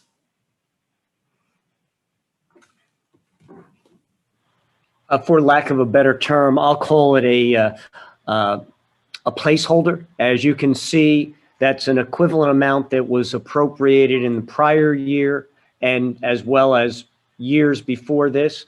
And you can also see that on sheet 17 that nothing was paid from that last year. I don't know the full history of it. I think there was some very brief discussion, and it was it's sort of like you never know. Okay. I admit, Councilman Davidson, that there was an assumption based on it being $1,500 that it was just sort of a cover fee. It's sort of like coverage for any kind of events that might fall under the borough's purview. Celebration of public events, buying. I know the KBBC buys ribbons and stuff like that, but I I can't think of anything right now, but stuff might inevitably come up, and it's probably not a bad idea to have the 1,500 or less in there. I'm okay with the 1,500, but if you know, we can discuss it if you want. I think it goes also towards, many times we've advertised in the schools, you know, graduation program, Yep. something along those lines, I believe. Okay, thank you. On sheet 20, the state of emergency costs for coronavirus for 2020, there was 50,000, but for 2021, there's nothing allocated to that. Is that because of grants that are coming or have been? What is that? It is. It is. And you know, it's the hope that we're anticipating that. Now that $50,000, if I'm not mistaken, was that grant money, Jay, that we received? No, But that was no. allocated at the No? start of the pandemic last year when we didn't know what we were facing. Okay, And then there was the expenditures that were billed to it, then later on were charged back to the CARES Act. understood. But I am in agreement with Councilman Davidson that that line should definitely have allocated funds in it right now. Although we keep hearing that we're getting American Relief money, it's not in our checkbook yet. So we have expenditures. We have a cleaning person that cleans the building every day. We have to still restructure council chambers. The weather is nice now. We have to sanitize all the picnic tables more regularly, which is more staff. And all of that should be allocated up front. And if it gets reimbursed later, great. But I don't understand how we don't have a current line item for that.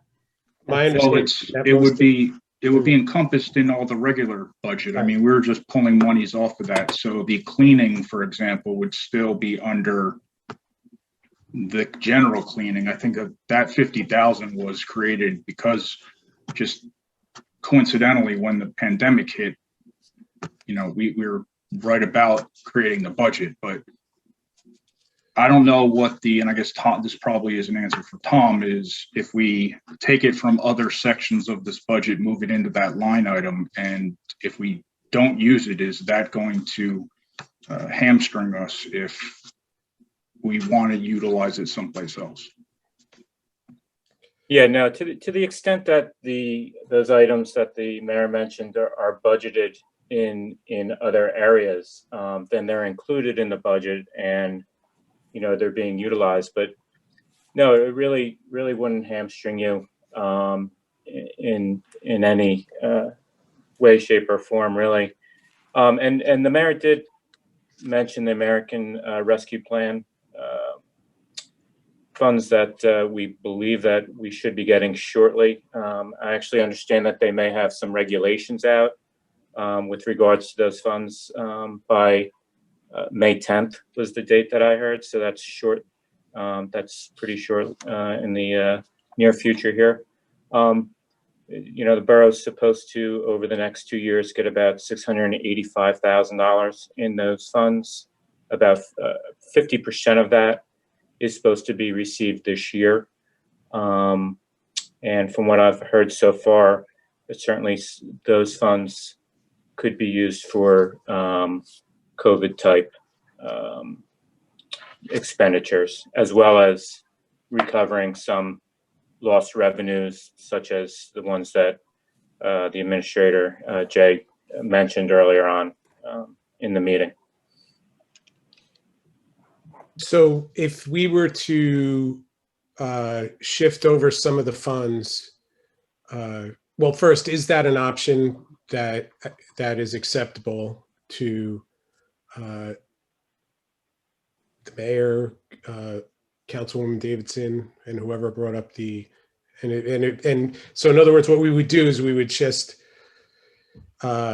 move funds either, you know, out of, I'm thinking of, you know, as far as outside cleaning and maintenance and stuff like that, the maintenance fees and some DPW, and move it into specific COVID costs. Is that what we're looking at? Is that what's acceptable? I mean, you would. I don't know if that's acceptable.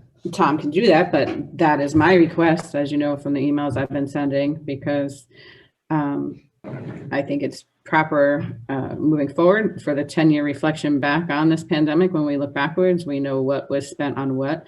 Otherwise, we didn't bump up the lines for DPW to incur the additional costs of the cleaning staff. So I don't know where that's being built in elsewhere if it's not being built in its own line item. Are you requesting an increase in the budget? An allocation. No, okay, that's different. And by the way, just so my understanding is that we could allocate it. If we didn't allocate it, and it's fine if we do, the books, are basically the books are going to delineate what was spent on COVID and what wasn't. Obviously, we're still having challenges with that. So I'd rather it just be an appropriation line. This is Tom Fallon. Jay, they mentioned like the cleaning lady, and we budgeted her under roads. Is that something where you'd want to move it to the COVID, or is that someone that we would be utilizing anyway? Once COVID is gone, is she gone? Yeah, it's interesting. There are a couple of ways of doing it, and obviously this is the governing body's budget, and the budget should reflect the policy decisions of the governing body. This is one of those cases. Not being here last year at this public hearing, I'm sure that the governing body, as in every municipality, was dealing with many uncertainties as to what would be required. And then the second portion of that question is always, what's it going to cost and how do we cover it?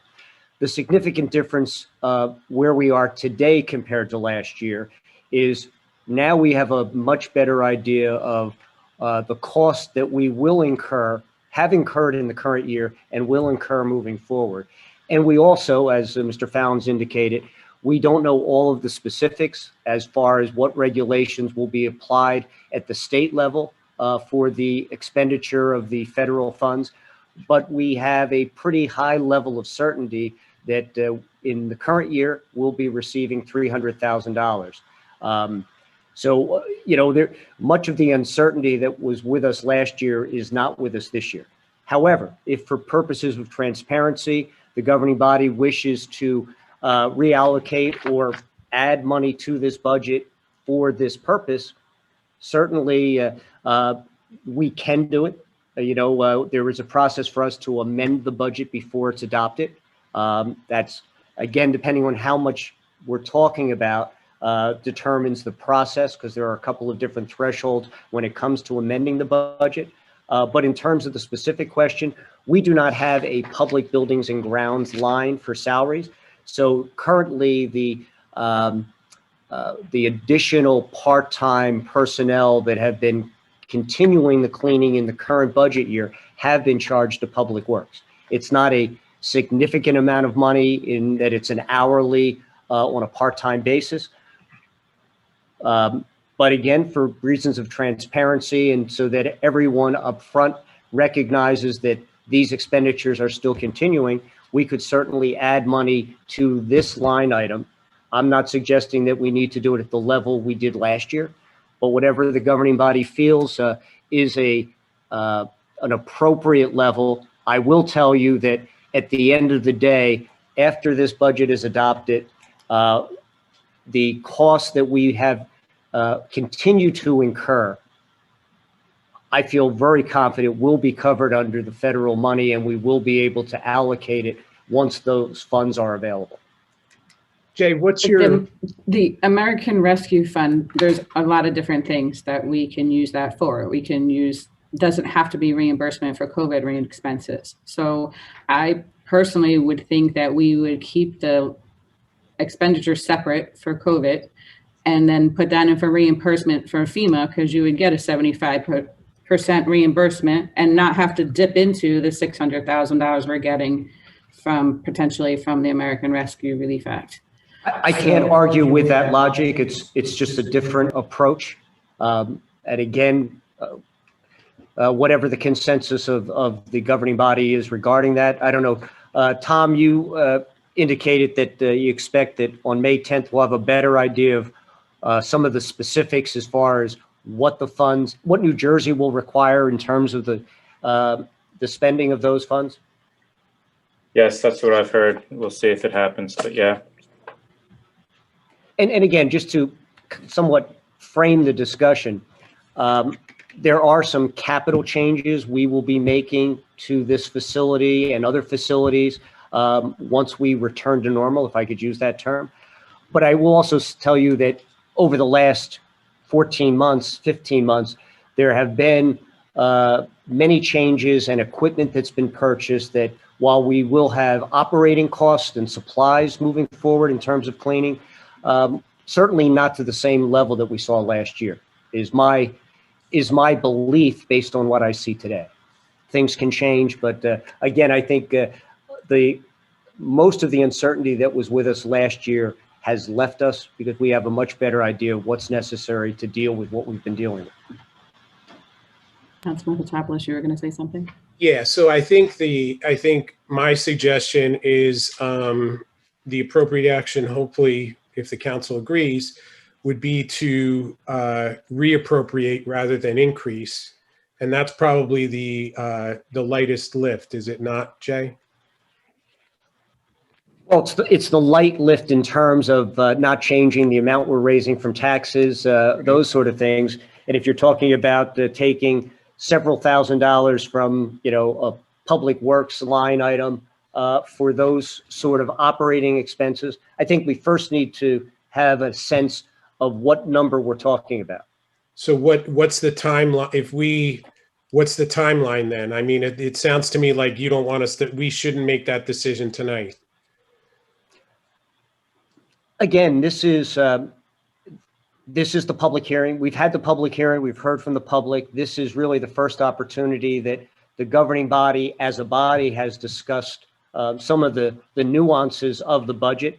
There is a process for us to amend the budget if that's the level of concern that we need to make the changes, whether it's a reallocation or an actual adding money to the budget in terms of increasing the amount to be raised from taxes. It's still the same process. So that part of it doesn't change.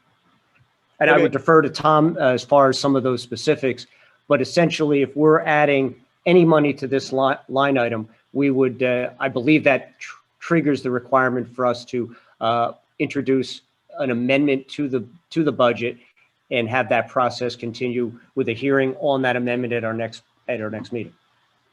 Well, since there's nothing appropriated in that line item, it would be considered a new line item.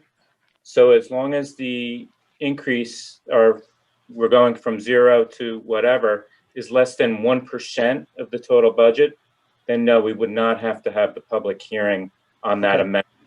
So the rules are 10% of an existing line item. If it exceeded 10% of an existing line item, then we would have to have a public hearing. 1% of a new line item, or 5% on the amount to be raised by taxation. So those are the three rules. Okay, and I'm not in favor of increasing the amount to be raised by taxation, but I am in favor if necessary to move funds from one line item to the other. Is that something that would require an amendment or a new hearing? It would require an amendment, most likely, depending on the numbers, would not require a hearing. Okay. However, it may have to be done next meeting so we can put together a resolution, because what the amending resolution has to do is it has to show the changes in the line items, going from this number to the introduced budget to amended budget. And then it also has to show all the changes in any subtotals, totals. It's a rather lengthy resolution for some minimal changes, but certainly it can be done if council would like us to do it. I could meet with Jay and try to put together those numbers. We know a few of them offhand, but I don't think it's, what we know offhand's all encompassing at this time. Okay. Councilwoman Davidson, you were still going? Yeah, I have a few more if that's okay.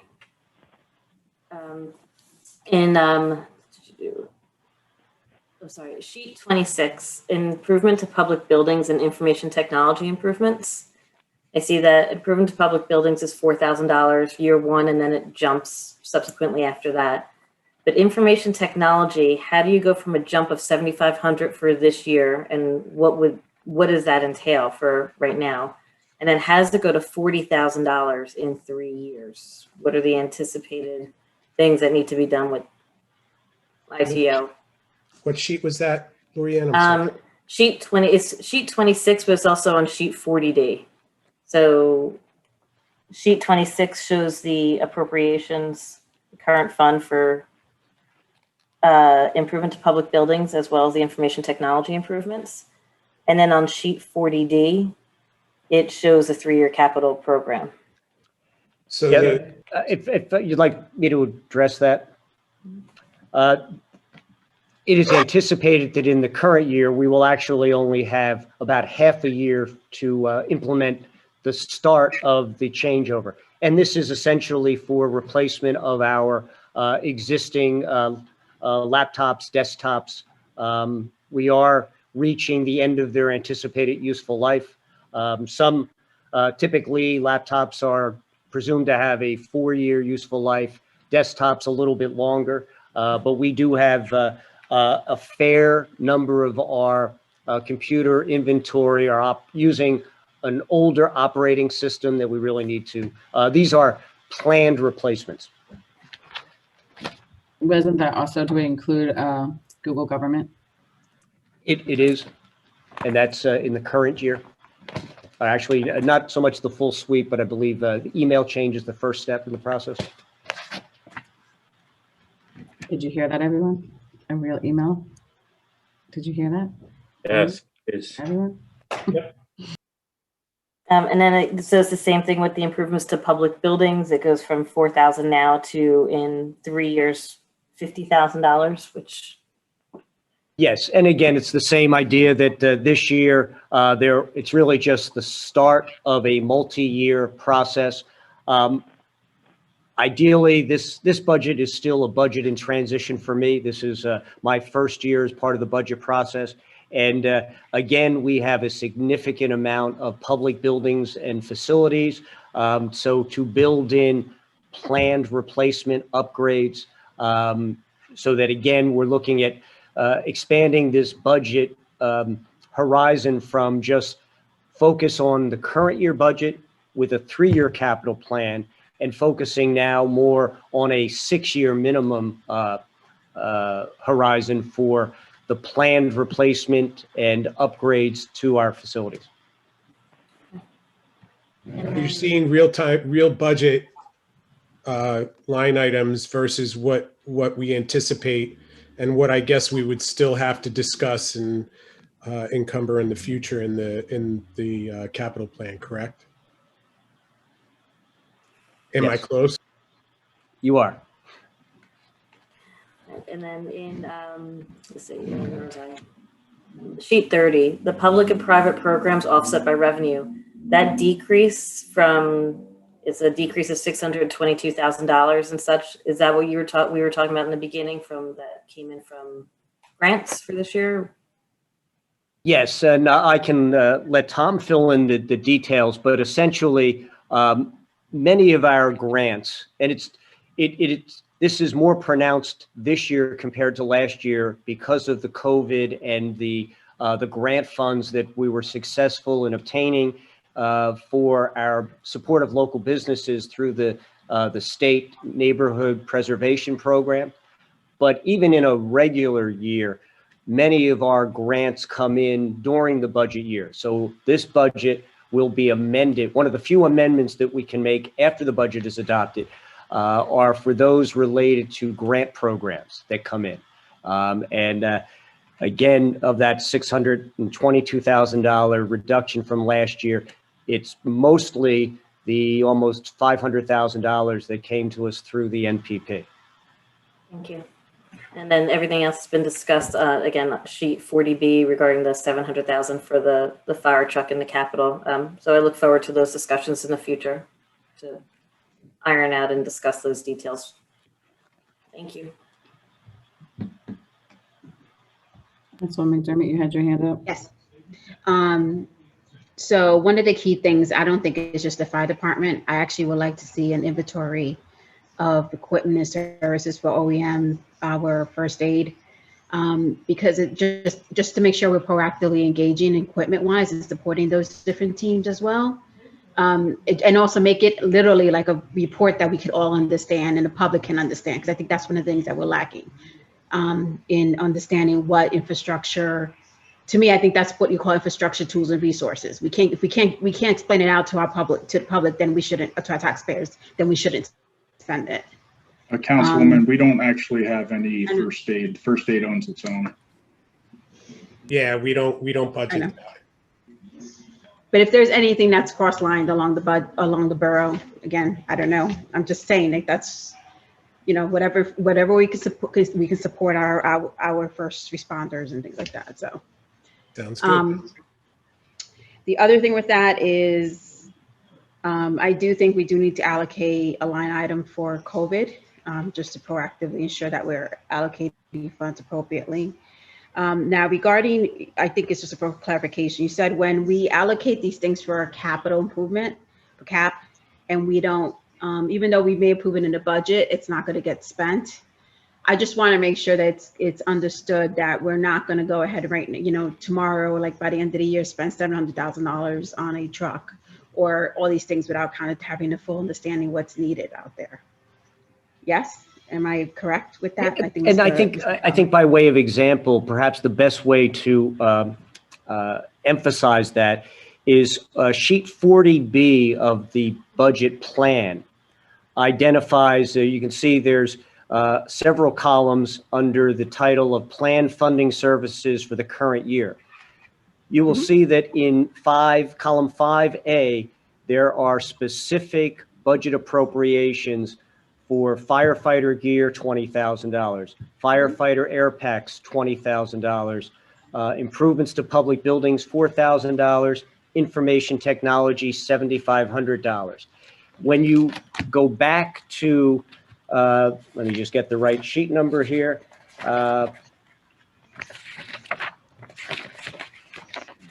Sheet 26, you'll see that those items are specifically listed with an appropriation. So those items we are funding in the current budget. The other capital items that show funding in either future years or funding through bonded indebtedness, those are items that will be funded through the bonded indebtedness will require a bond ordinance. There will be very specific delineation of the costs, the specific item of improvement or purchase, and that will require an ordinance that the governing body will adopt individually for those items. So there are some capital items that we are fully funding, and they're already they're fully funded in the budget, and there are some items where we are only providing, in general, the minimum 5% down payment that's required when we do get to the point of doing a bond ordinance authorizing the purchase or improvement. I hope that helps clarify. That does. So I have a question on sheet 22. So it talks about police board of ed salaries and wages. Is that the officers who are part of that we have at the school, and then is there like a school agreement with the board of ed and the borough? Yeah. Yes, and that is a partial reimbursement for those costs. That does not cover the entire cost, but that has been a negotiated shared service agreement between the borough and the Board of Education and the school district. It covers the entire expense of the SLEO 3s, but a portion of the SRO. That's correct. Thank you. And the chief is here if there's any specific questions related to that, but the mayor has pointed out the general parameter. I mean, beyond what was said, I think that's what my questions were. Thanks. Thank you. Any other council members have any questions? Okay, I have a couple of questions. I know we've talked about it for a couple of years now, and I was pretty strong in saying that we need to increase our DPW manpower. I know I keep getting hit with resistance on that, about saying that, oh, we don't need more manpower, or we have the same amount or more than we used to have. But if we're going to keep improving our municipality, last time we had this discussion and people were disagreeing with me a couple months ago, I went and counted the amount of garbage cans that are on the waterfront promenade, Benjamin Terry Park, and the skate park. That totaled 37 new garbage cans. That's almost a full-time person that has to go out every day and empty them. That's just new locations of garbage cans. So we cannot continue to operate at the pay scale and constant rotation of our DPW. I understand I had a conversation offline with Councilman Good. He indicated that they're looking into purchasing a Vector. But what are we doing across the board about our pay scale for our DPW department? Because we just had Jay waste how much of his time doing interviews for our DPW department, had very, very qualified candidates. They all took positions somewhere else, except for one. What are we doing for training our DPW staff so that we can enhance their skills? Where is that in the line items? And the part where it talked about on page 22B, with improvements to buildings, the number of $4,000 is extremely scary to me. It's literally been a matter of begging, pleading, and begging again that we replace the roof so that the deplorable work conditions of our police department, sitting right here, do not have to work under tarps every time it rains. I don't see that built into this budget. Regarding just general staffing, I think we definitely have to start looking into other either part-time assistants, graphic artist company. As you guys all know, the images that come out throughout the whole pandemic, I did from my cell phone on a pic collage app. We don't have any staff to turn that type of stuff to. It's a social media world. This information has to get out there quickly. We do not have any staff to push those things to. Jay, I also have a question in regards to the parking lot agreement that what happened at the last KBBC meeting. So KBBC had, because of not having to wait for MPP or our budget here, had offered to do the resurfacing of the municipal lot behind Old Glory and patchwork. And then we were going to do the line, we were going to flip who was doing what. Is that in here somewhere? It is not specifically in there. The details as to, or I should say the mechanics of how that'll work through.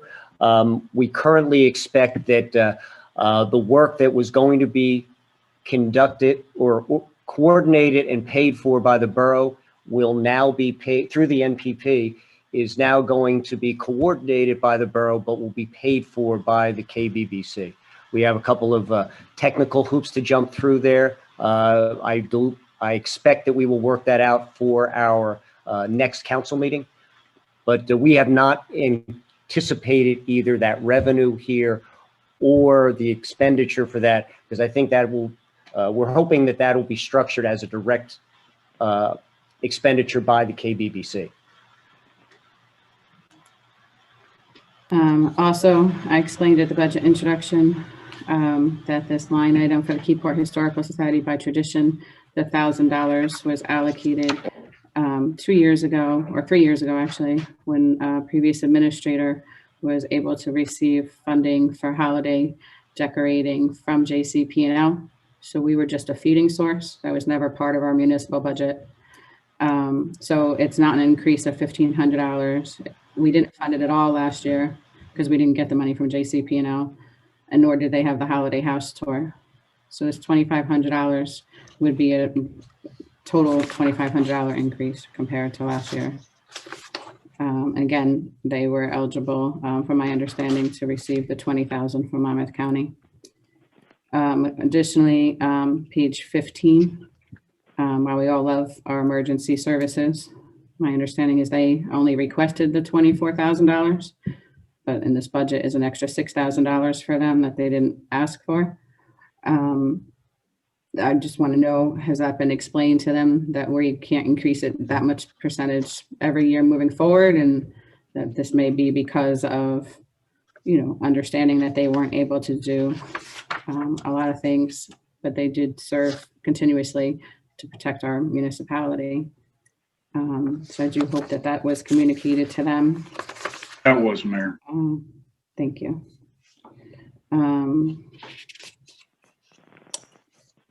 I know we keep talking about, we have minimum amount of COVID expenses, but our tonnage is another anticipated increase because of how many people are home. I feel that's another expense that we could be putting towards the possible FEMA reimbursement and getting back 75% of that, and not going after the $600,000 that we might be receiving from federal government from other stuff.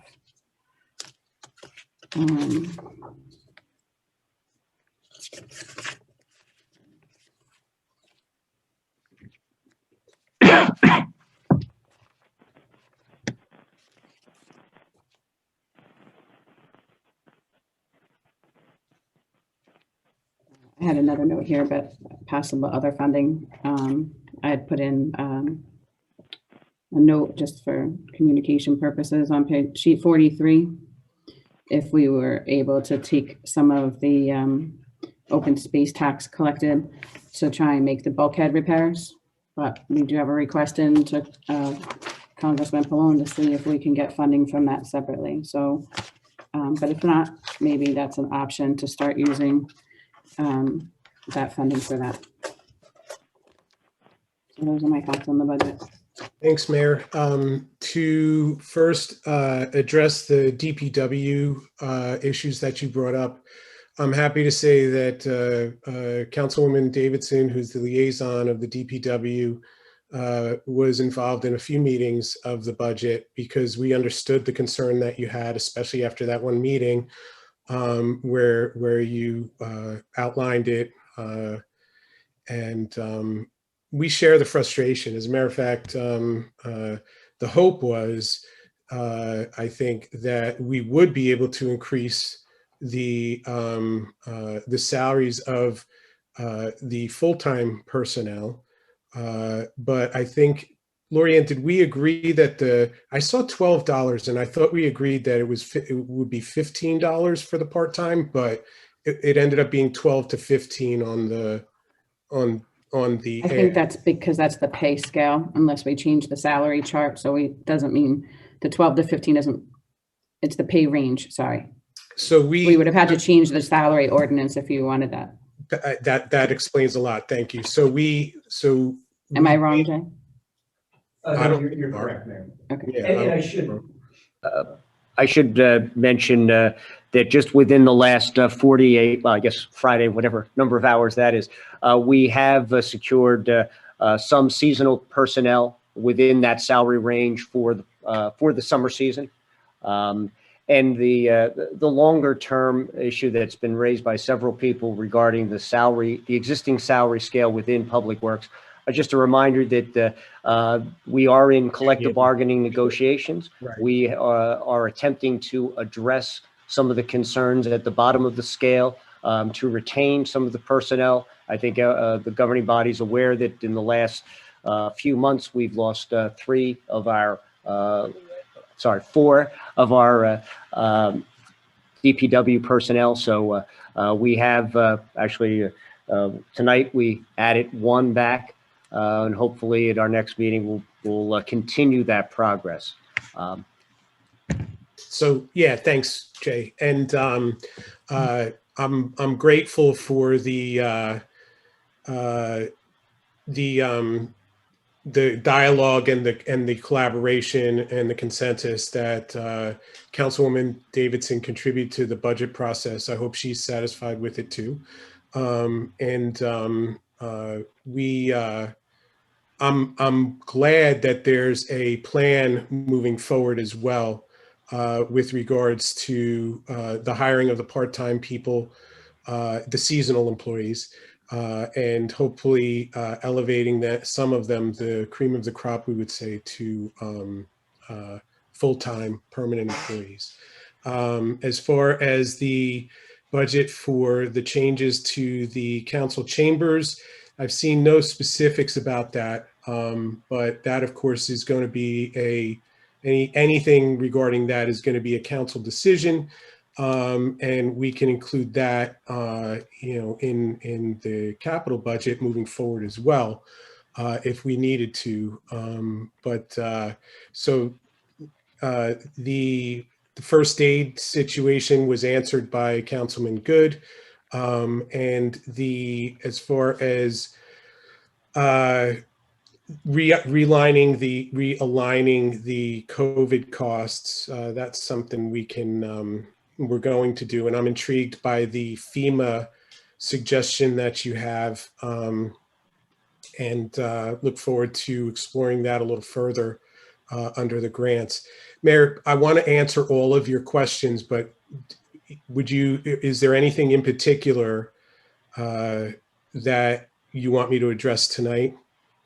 No, I think you've answered them all, but I do want to put other things on the record that have occurred since the budget introduction that no one would have foreseen this happening, but we may need to make amendments accordingly. One is that we were ready to authorize the contract for our landscaper several weeks ago, and 2 days before they were ready to begin, about 2 days, they sent an email withdrawing their proposal. So our borough staff, once again, has been inundated with having to try and find a landscaper in realm of putting out proposals, having to wait for proposals to come in, contacting landscapers directly. And it's because they won't even touch what we were paying in the past. So that could be a potentially double increase from what we normally pay, and that's significant. The other thing are, there's been several pieces of legislation regarding police operations, and Mayor, we circulated. So right. I know we definitely have to look at increasing the budget for police after we expressed all of that at the last meeting. And since all those legislations have been signed. So, we're hearing from the public that they want a police presence on our streets. And we have to build that into the budget. Mayor, if I may interrupt, I don't want to go too deep into that subject at the moment, because it slides into personnel as well. But no, I'm not mentioning any names. I'm just talking about the legislation. But we've been taught. I'm also happy to say that the dialogue with Councilwoman Pacheco and also Chief Torres has been positive and proactive, and I'm impressed with the 5-year plan that was presented by Chief Torres. And indeed, I can say this is a great opportunity to say I'm having a little fun seeing the police vehicles parked in certain strategic locations and pulling over people when they speed or when they drive recklessly through the town. And what I mean by fun is I actually pull up to the police officers and just, give them little pep talks there, here and there as well. So I'm seeing changes as we speak with regards to that. And then finally, I wanted to clear up the record too. The Historical Society prior to 2010 was renting the Steamboat Dock Museum for $1 a year on the cost of the borough. I don't know. I don't want to, make too much light of the tenet that you're saying that we've only been doing this since JCP&L funded the $1,000 a year, but my recollection is that we've been doing it since 2010. Indeed, the Historical Society and Historical Society President Tom Gallo has brought up a number of times that the Historical Society serves a couple of official purposes in town. You're on the planning board. I don't know if you've had an instance where you've approved a site plan for a downtown building, but typically when I was on the planning board, we made them go to the Historical Society for design and continuity input. And the Historical Society was quite helpful with that as well. The other thing— So that's because we haven't been able to populate the Historical Commission, which is who that's actually supposed to do. Right. So and you bring up a great point too. They've been essentially serving as— Well, we want to fund it, but council members don't want the Historical Commission. Not fund it, but we want to allocate it, but there are council members that don't want a Historical Commission. Right. So And that's the probably going to change this year too. Right. Let me finish my thought though, because I lose them quick. Go ahead. But the Historical Society is willingly serving in the capacity in some respects as the commission, although not in name. Not only that, but they've elected and supported the appointment of a town historian over the years. My friend Jim McTiernan was town historian for some time as well. And my understanding is that they're going to be doing that again. $2,500 in the budget, if we want to take it out and allocate it somewhere else, the council is more than free to do so. I won't support that. I see the value that the Historical Society brings to the borough. And I count them as not only an unofficial destination organization for the borough, but a resource for the borough when it's most needed. One of the things that and I'll close with this, one of the things that we've talked about, that Michelle and I, the clerk, have talked about is somehow cataloging and reviewing and cataloging all of the handwritten minutes of council meetings down in the basement. That is something that Jimmy McTiernan and I were hoping to do. Unfortunately, we all know he passed away, but it's something that I'm hoping to rely on the Historical Society to do. $2,500 doesn't even begin to address the value that they bring to the town. But again, I defer to council. I support, in this particular instance,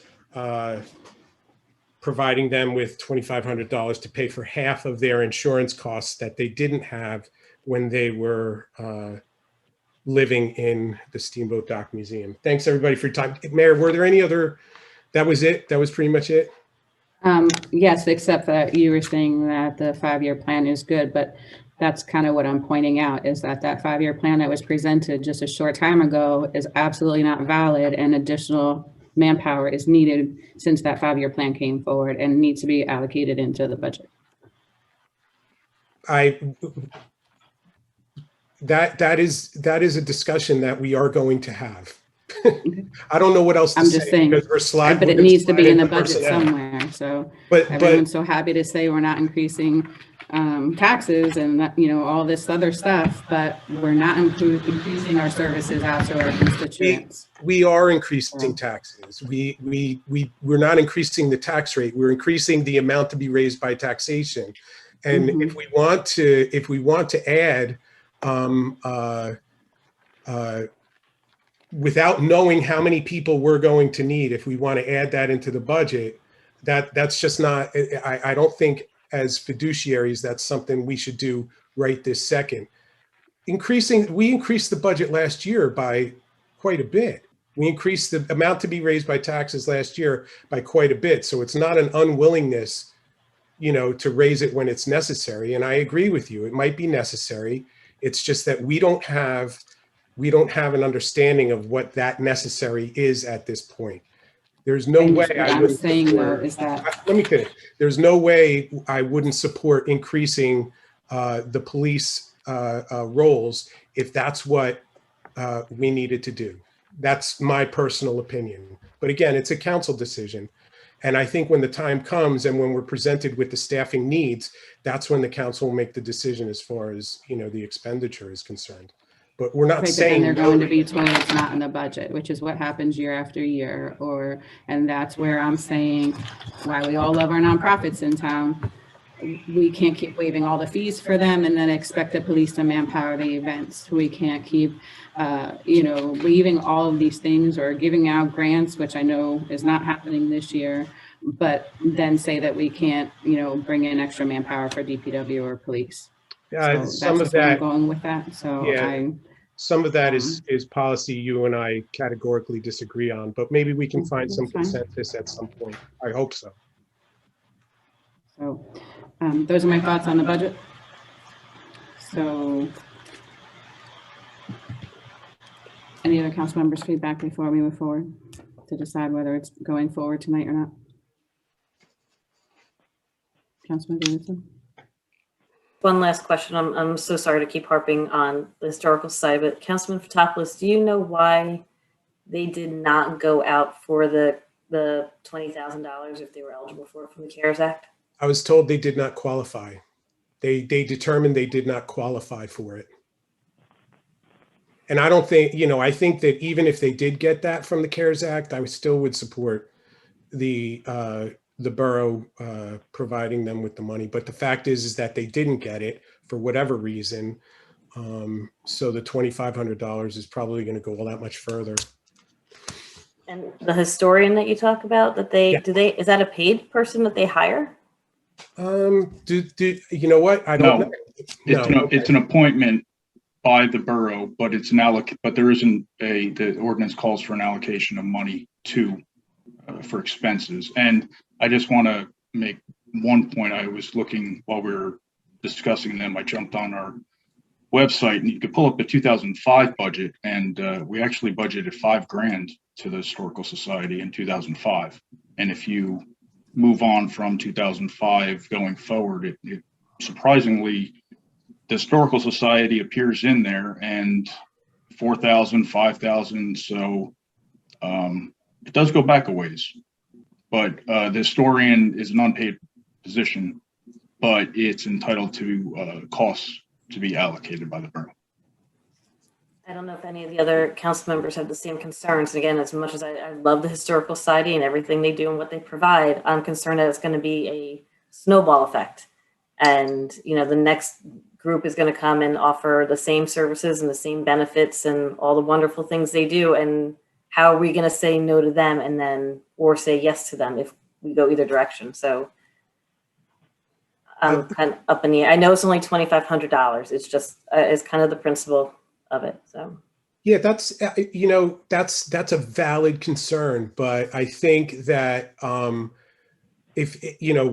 I can't think off the top of my head what other organizations were talking about, but there is a direct material benefit that the Historical Society provides that we don't pay them for. When, again,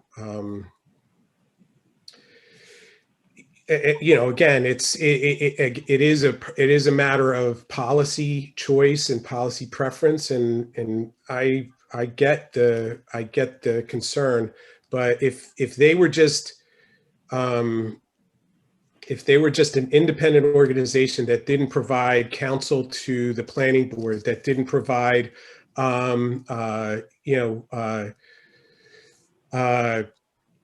counsel in some cases even to the governing body, I would understand, but I would understand that even more. But there is a material benefit that the Historical Society provides. So there you go. And thank you, Councilwoman Davidson. I do appreciate that comment. I do. I do believe there are other community nonprofits that provide, substance to our borough as well. The Garden Club, the Art Society. So I kind of understand what Councilwoman Davidson's saying. If we start with one, how do we turn the rest down? We take it on a case-by-case basis. I actually would like this item pulled out of the budget, voted separately. Councilwoman McNamara had her hand up. I feel like it tears at me in a lot of different ways, but what I will say is I am disappointed that they didn't submit for CARES because I think that they probably would have been eligible. I'm not really sure of all the details, but on the flip side, we do have 2 ordinances that are out there, both of which do allow for an allocation of money, the commission and the historian. So it kind of sways me, kind of both ways. And I think that conversation should be clear if it goes through that it's a one-time deal. We can revisit all of that, but there is historical background to them getting money. And I will say, I'm very disappointed that they didn't apply for CARES. Do you know why they didn't? I don't, because my understanding was that the way it would have worked is that if you lost a main source of your funding, which for them, I'm assuming would have been the Christmas house tour, that you could apply for it. But I don't know enough about if there were any other pieces to that puzzle. I mean, they've never had that in the last 15 years, and yet we still budgeted for them. We still budgeted money. I think some of that budget might be associated to operating expenses with the property that was owned by the borough. So let's not take into consideration that, and also standing that there was a Harvard, there was a historical committee, there was a historian that may have been allocated some of that funding as well. So Why would we be budgeting the Historical Society for remaining in a building that we owned and operated? We didn't operate it, we leased it to them for $1. Those were not intact. Okay, so Mr. Fallon, where do we go from here? Okay, so if the public hearing's complete, you would, I believe you closed the public hearing already. You would pass the resolution for self-examination, local examination. And then you would have to decide whether you want to wait to adopt it until you introduce or adopt amendments approve amendments at the next meeting. Or you can adopt it as is. It's really up to for the $2,500, if the governing body wanted that to be moved out and into general allocations, can that be done the same way you were talking about earlier? It could. It would be included in that same resolution. Okay. So I just want to be clear. We would either need a motion to accept this budget and have that motion carry, or we would need to agree to table this to make those amendments or amendment, not sure if it's one or two. Or what are the other options? You know, that's pretty much it. I would pass the resolution for self-examination, and then from there, you can, as a body, agree to what amendments you would like to see. If you're not going to adopt the budget as approved at this time, and then we would have to prepare those amendments for the next meeting. Okay, Depending on the amendments, depending on what they are, you may be able to just approve the amendments and adopt the budget as amended at the next meeting, or you may have to wait till the following meeting to have a hearing on the amendments only, and then adopt the budget as amended. So it really just depends on, so if you move that whole 2,500 out of that line item, that's 100% reduction in that line item. And then that would call for a public hearing and, additional, you would have to publish the amendment. You'd have to have a public hearing on the amendment and then adopt. So that it would push it out in an additional meeting, essentially. or it stays in there, and if they don't approve the letter under communications, the money never gets spent, and we don't have to do a separate public hearing. Yes, that's correct as well. Yep. Okay. So I'll ask for a motion for resolution 12821 for a self-examination of the 2021 municipal budget. Motion.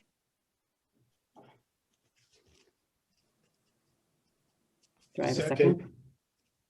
Second. Can I have a roll call, please? Mayor, just so that it's clear, just to put this into its perspective, under normal circumstances, our budget goes through a state review, but on a 3-year cycle, that happens on a 3-year cycle, Tom, is that? That's correct. Okay. One out of every 3 years, we get a detailed review by the state. And the other 2 years, we self-examine because we meet, there's 11 criteria, and we meet them. They're mainly financial criteria, but we meet all of them. And so this is just a procedural matter. This has nothing to do with whether the budget gets amended as a result of the previous discussion and where we go forward, just so that everyone's clear on that. Can I please have a roll call? Councilmember Good. Yes. Councilmember Fotopoulos. Yes. Councilmember McDermott. Yes. Councilmember Davidson. Yes. Councilmember McNamara. Yes. Thank you. Now this is the part where they would have to decide if they wanted to amend, correct? And the two options are to not have to have a public hearing, leave the $2,500 in the historical, that you can move at the end of the year out of there. If they don't want to move forward with that, because they could just deny the communication letter later in the agenda. And if they want to do a 1% allocation of COVID line, we don't need a public hearing for that. We would just amend and adopt it at the next meeting. That's correct. That would be my preference, but I would need that to come forward if everyone else agreed. So this is my first time going through it, so I have a question. Other items that were brought up, like the building item to do the roof, or funding for anticipated police increases, none of that is part of then this. Nope. That just all goes away. No. I'm sorry. I thought I was just about to unmute and I wasn't muted. No, if Jay or Tom can help me out, the police budget matter is something that is that something we can amend later on, because we don't have all the information. We're asking there, we can't budget that in a vacuum. We don't know how many people we need. We don't know, any of that at the moment. We talked about that. I'm okay.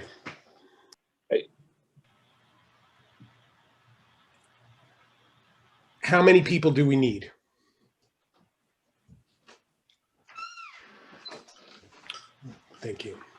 How many people do we need? Jay?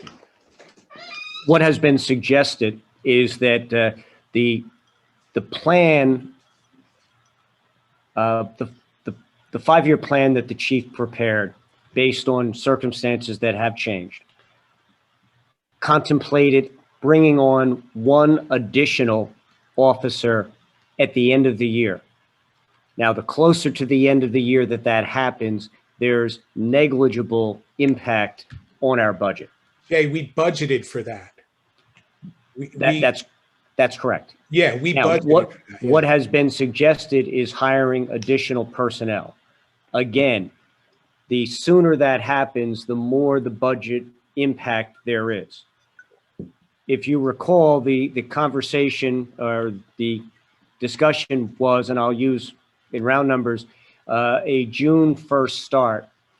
The difference in salary between taking a special class 2 officer and having that person or that position become a full-time position within the police department has a cost, but it's not a tremendous cost. Right. It's less than $10,000 for the rest of the year. And we budgeted for that, right? That has not been budgeted. $10,000. That's correct. Okay. If you're talking about a second addition, again, if I'll use the round number of half a year, that's a $10,000 cost. That has not been budgeted. Okay. Now, there was also, just to also clarify, to make sure that I'm on the same, my recollection is the same. There's also a discussion that as of August, there's change in state law regarding the hiring of a special officer that has already been trained that no longer has to go through the civil service regular appointment process. That doesn't happen until, I believe it's the first week in August. So that would be the earliest, if that was the mechanism to be contemplated for use in bringing an additional officer on, that couldn't happen until that time frame. So the cost then is half that, say, or somewhere in that range. So what is the additional amount that we need to raise by taxation? The 2 officers, you're talking roughly $20,000. Okay. I mean, but is that something that we add tonight or that we add? I mean, first of all, that's a council decision, obviously. But is that something that we talk about or add tonight? It couldn't be, once the budget's adopted, there's no opportunity to add additional funds into the budget absent some very specific criteria for an emergency appropriation. An emergency appropriation. So let the council vote on it. If that's going to be it, we'll set it up to the council. Do we want to add, Jay, how much? 20,000? Yeah. Yes. For the 2 officers? Chief? Does that need a hearing, or does that that could be a part of the amendment, Councilman Good? Does that include benefit costs, Jay? It did not include benefit cost based on some criteria as to eligibility for benefits. Okay. But to answer your question, that would not need to be advertised now. So we wouldn't need a hearing. We could put that as part of the amendment resolution if we were doing one. That's correct. I assume it would be added to police salary and wages, right? Yes. Yeah. So no, it would not meet the criteria. So you could do it all in the same evening. Hey, how much is it to replace the roof? Well, the roof is a capital expenditure. I don't anticipate that we would fund that fully in the budget. We are still in the investigation stages. We have not identified the specific problem area on the roof. It's been frustrating. I know Trevor's on the call as well. Fortunately, we've had an extended period of dry weather. There have been some changes made that we hope have solved the problem, but I'm not confident that that's the case. And again, we have not even we don't even have a budget estimate for a total replacement of the roof, and whether it's the high roof, the low roof. Even if we were to the point of knowing those costs, my expectation would be that we would not fully fund it in the budget, but that would be a capital improvement. What does that mean for us adding it into this budget right now? I don't think I think it's premature to add it into the budget. We do anticipate a number of capital purchases once the budget is adopted, which would mean a bond ordinance for the various equipment we've been talking about. So I think that there's an opportunity there to either include that as a consolidated bond ordinance or one that would be specific for the building's improvements.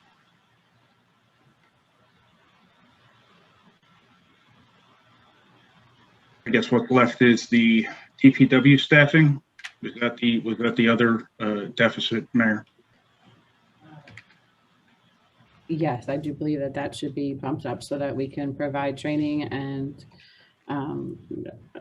have leverage like everyone's talking about, that we're still in negotiations with the unions. But if there's not money built in for leverage to increase the pay scale, how is Jay going to negotiate that? Hey, how much do you need more in the budget? It was my understanding that we addressed this. Lorianne, am I wrong? Is this new or? It's not that it's new. We did address it. And I think the way we addressed it is instead of we have the loss of the employees that we had, and then we're building it up with more seasonals to get over the hurdle. And then from there, and Jay, please correct me if I'm wrong, from there, we were going to hopefully pick from that crew that's already going to be at a higher rate, which was discussed. It wasn't at the $12 or $15 rate. I think, didn't we discuss maybe even upwards of the $16, $50, $17? Yeah. To kind of get to that jump, a little closer to the jump than where we were. And then the adding of, we had talked about adding more full-time experienced personnel. And the conversation led back to the best course of action was to do more seasonals to get ahead.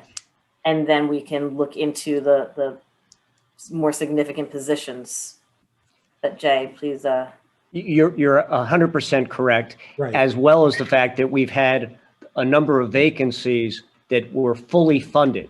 So we have, for lack of a better term, banked those that appropriation that has not been spent during the term of these vacancies.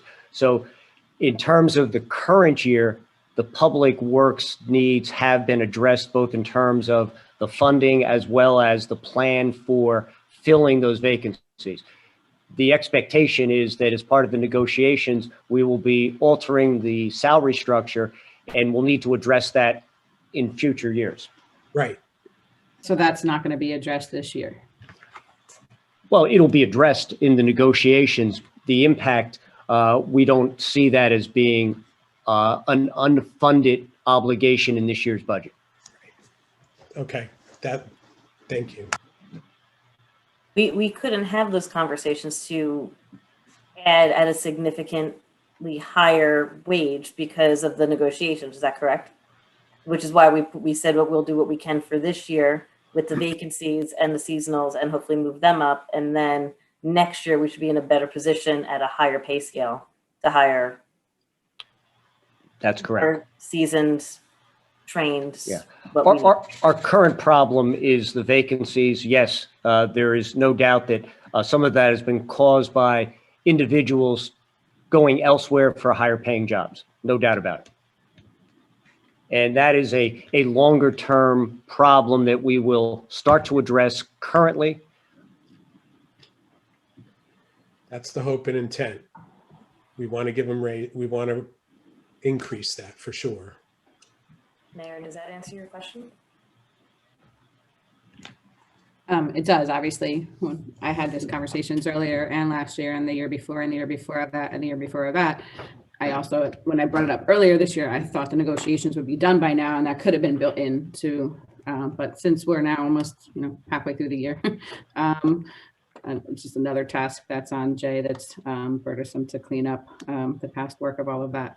So I guess if it's not going to move movable wages, then I guess we don't need to increase that line item. That line item was increased from previous years, wasn't it, Councilman? Indeed. The current hirings, right, Okay, but not our current employees, so we don't lose more. correct. Wait, the line item was increased. Their salaries are dictated by the CBA, right? That's correct. So we Well, don't have. yes and no, because last year we gave a bunch of raises out that were not indicative to the CBA at all. Well, there is that as well. So these are things that I don't, I mean, the notion that we didn't put the effort or have the intent to bolster and improve the staffing situation. I know that's not what you're implying, Mayor, but I'm hoping that you understand that it is what we intend to do moving forward, and it's what we took care of in the budget process. The intent is to pretty much do what you're asking.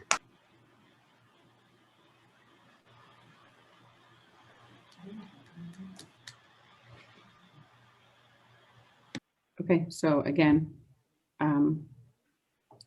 Councilman Good, you're proposing, and Chief Torres, you're agreeing that 20,000 is going to be sufficient to, if the council moves forward, that's not a deciding factor tonight that anyone's being hired, because we still have to handle all those processes, but at least if that's the pleasure of the governing body moving forward, the money will be in the budget to be able to do so.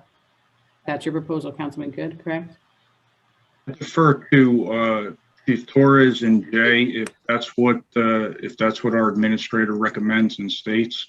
I believe that then we should put it in the budget. Ditto. Torres had something to say. Chief Torres. Am I allowed to speak on this? Hi, everyone. Hi, Mayor. Hi, Council. Hi, Jay. Hi, Leslie. I just wanted to say one of the things that we had discussed was that I had asked to put on an officer immediately and hire one because the cost was going to be approximately $7,000 to transition a SLEO to a full-time officer. We had discussed that. It is in the 5-year plan, and we had discussed that. What wasn't mentioned is that the savings that will come from putting that officer on would help a lot, because that officer effectively will help me to not have to fill shifts and cover overtime costs. But we're asking to bring that one on immediately because we have a small window of opportunity to transition an officer into a regular full-time officer at a very low cost.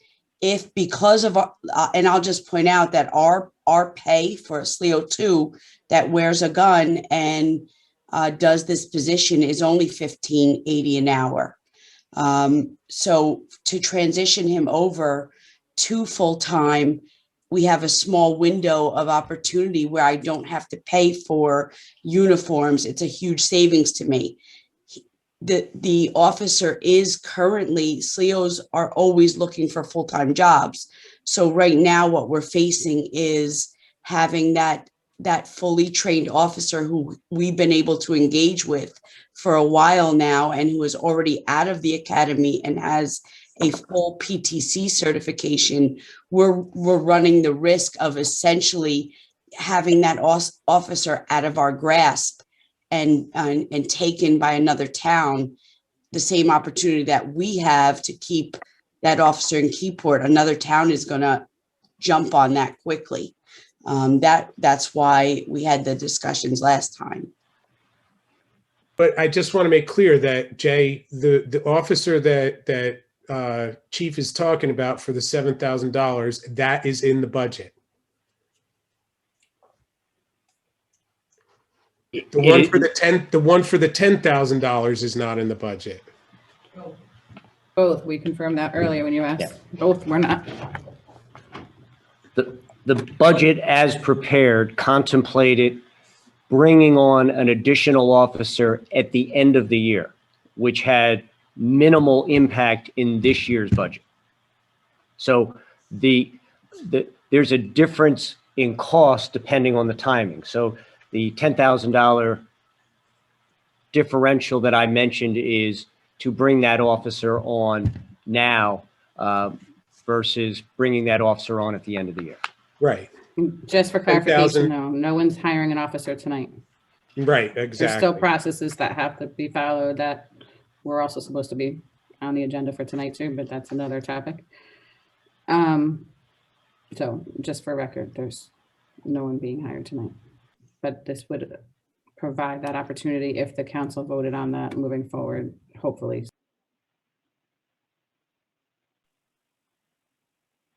So I guess it's just actual clarification of what that line item number increase needs to be. Is it 2 people, 3 people? Is it 20,000? Is it 27,000?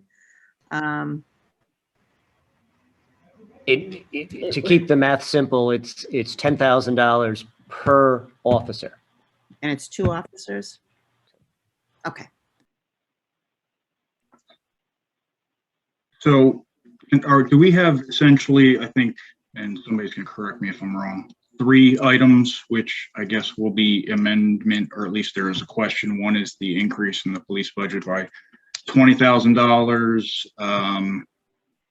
The question about the 2,500 of the Historical Society, and that was it? I see the mayor shaking her head no. No, I think the, what we discussed was leaving the $2,500 in the line item. And if the communication doesn't get approved, and that money's not needed in the budget, when you're allowed to reallocate certain funds in the fall, then we can move that $2,500 out then, because otherwise we would need a public hearing because it's a full allotment. Oh, yes, Mayor, thank you. Oh, I forgot, it's the $50,000 into the other line item. I think that was the emergency third. or cares. COVID. And And I don't know if it has to be actual number 50,000. discussed. Yeah. You're right, I apologize. I don't think any number was discussed. Okay. I think I would be maybe 25 or 30. I don't think we need a full 50. And this is just moving it from one place to another in the budget. It's not increasing the amount to be raised by taxation. Yes. Do we need to do this all in one fell swoop, or can we do it on, or is there a, do we need to do single amendments? I guess this goes probably to Tom. He said it could be an all-one resolution next time if we agree to those amendments. Apologize, that was a very bad question. I meant in terms of the items that we're possibly changing. Do we need to go around for an increase in the police budget, have that as one vote, a increase in the COVID line item as a separate vote, or is that something we can do all in once? Yeah, it'll all be included on one resolution, and if you guys could agree to that, in tonight, then I would work with Jay to get the details of those amendments, and I'll prepare the amending resolution. The one thing you didn't discuss though is that if you're going to add the $20,000 to the budget for the additional police salary and wages, where's the offset in revenue going to be? Is it going to be in the amount to be raised by taxation or utilization of surplus? So that's one thing that you kind of have to agree on. The $20,000 is low enough where we can probably utilize the surplus without, does that make sense, Tom? Well, that's a policy decision. It'll be, 20,000 less than surplus that you have at the end of the year. Okay. Are there any council members opposed to using the surplus to do this? And then no increased taxation, right? It will not increase the amount to be raised by taxation. And just to put that into perspective, on sheet 39 of the budget document, there is a identification that the available surplus is indicated as $1,544,000. This budget already is using $1.1 million of that. So there's a indicated balance remaining of $444,000 and some change there. So there is sufficient funds in the surplus. That is, it does reduce the amount of surplus that we have started the year with whatever additional surplus may be used from that balance. And as Tom has indicated, it just means there's that much less next year when we're putting the budget together. But that that provides the funding without increasing the amount of taxes to be raised this year. I think that's a good idea if council agrees. And is that the consensus for both the amounts? I think I've heard, I haven't heard any negative comments on the $20,000 on the police side. And I've heard a number of $25,000 on the COVID side. Are you now proposing that the COVID 25 come out of surplus, Jay? That's what I understood, and was just putting that so that there's clarity among everyone. No, the COVID surplus wasn't. No, the COVID money was just being moved from moved around. one Okay. other item. Yeah. Mayor, if I may, if that seems to be the consensus, and I don't hear any objection or negative comments, perhaps we can work to identify where that $25,000 reallocation is coming from, and that'll be reflected in the budget amendment presented for the council's consideration at the next meeting.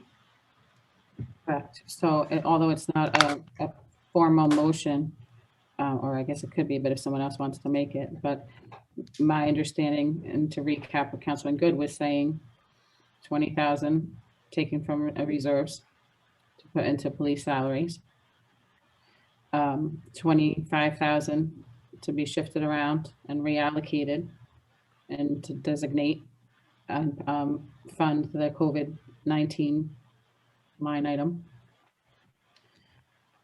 And there was one more thing, Councilman Good. No, you corrected me, Mayor, with the $2,500 Historical Society. Right, okay. So I'll just go around round robin and ask council members if they're in favor of this. Councilman Good? Yeah. Did Councilman Pacheco join the meeting yet? Councilman Patopoulos? Yes.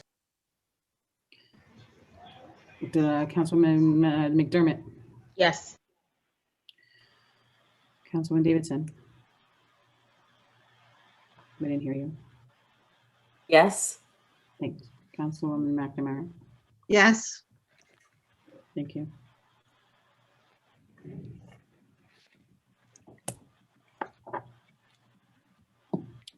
So our 12921 is going to move to next meeting. Next, we have a public hearing on Keyport Bid Incorporated. Michelle, do you want to read that by title?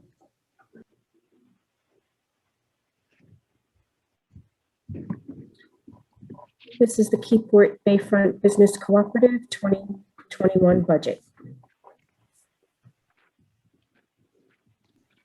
Can I have a motion to open to the public? Motion. Have a second? Second. All in favor? Aye. Aye. Great. Just for clarification, this is the Keyport Bayfront Business Cooperative 2021 budget. They presented, for everyone that's on the call that might not be aware, we are a business improvement district allocated with the state. So we are allowed to assess our commercial property tax, commercial properties, an additional tax That money is then collected from our tax assessor and separated out by our CFO and our finance department. And then that money is given to the Business Improvement District, which is known as Keyport Bayfront Business Cooperative. I am a sitting board member on there, as well as Councilman McDermott. We do have the board president on the call, I believe, as well as the treasurer. But the proposed budget, obviously, no one wants to raise the request and assessment this year to the businesses. So it's the same exact budget request as last year. Now that we're open to the public, if anyone has any questions, if they could raise their hands, please. Mr. Graham? Hi, Elmer Graham Jr., 22 St. Peter's Place. Just going to keep it simple. Can you summarize this budget? Explain it. As far as the purpose of the budget or what? Yes. Sure. So this tax assessment is, as I was explaining, comes from commercial properties, and then it goes into the funding the programs and events. Hopefully now that we'll be able to resume some that support our business downtown district, as well as out on the highway. All right. Thank you. You're welcome.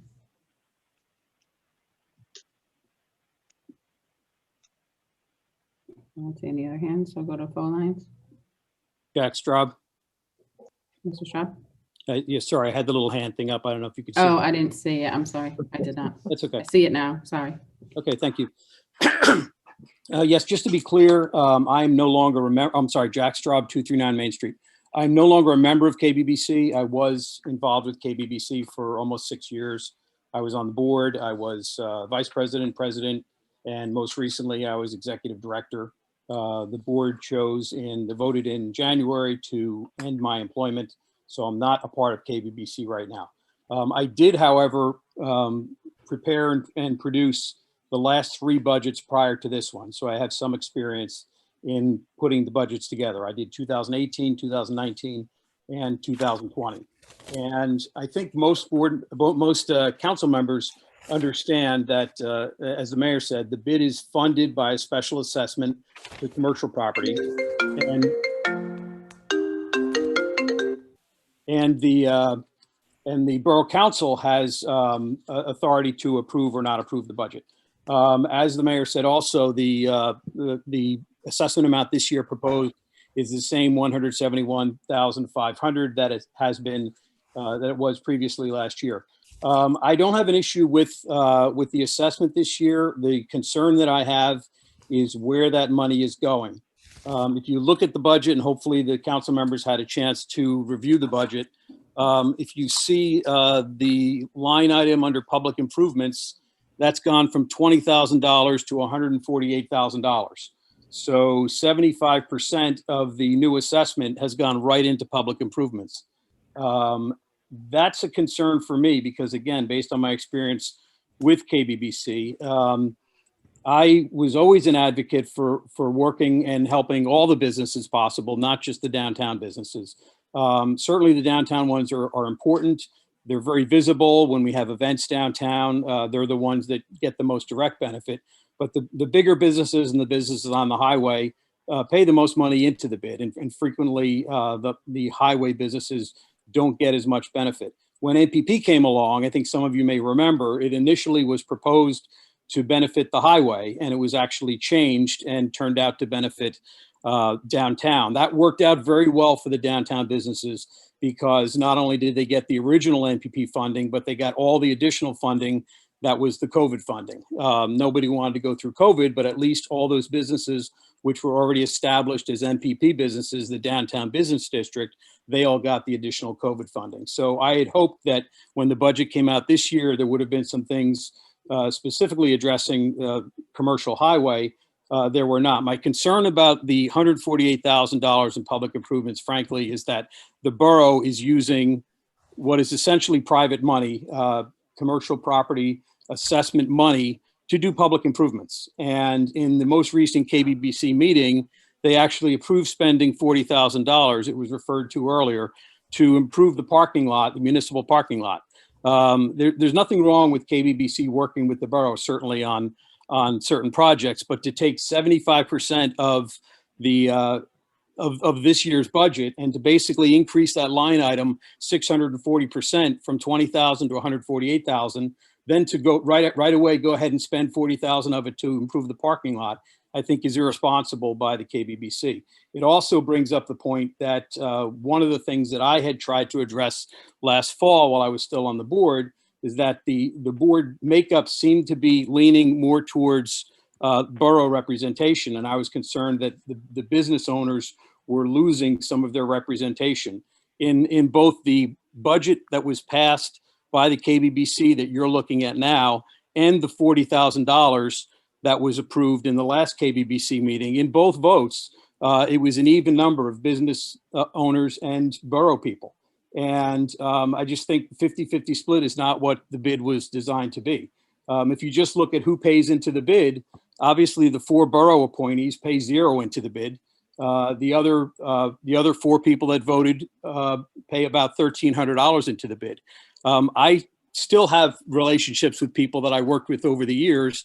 And when the budget came out, just as a courtesy to them, I did contact a number of the bigger payers into the bid. And 7 of them, in fact, they pay $57,000 into the bid, just about 33%. And when I pointed this out to them, by the way, I did point out that there's a public meeting tonight. They were obviously encouraged to participate, but I did point out to them what was going on with the budget, and most of them were not really in favor, although they were not that educated on the exact details. My point is that as the KBBC moves forward, I would hope that they get to a point to where there is more representation by commercial business owners and commercial property owners. But my question and my suggestion to the council tonight is to not approve this budget as long as it has that higher percentage of the budget in public improvements, which again, you're using bid money to do things that theoretically the borough should be doing, paving and things like that. So I appreciate your time. And as I said, I'm no longer a part of KBBC now, but I wish them success moving forward. Thank you. Thank you. Thank you. Anyone else? Show of hands.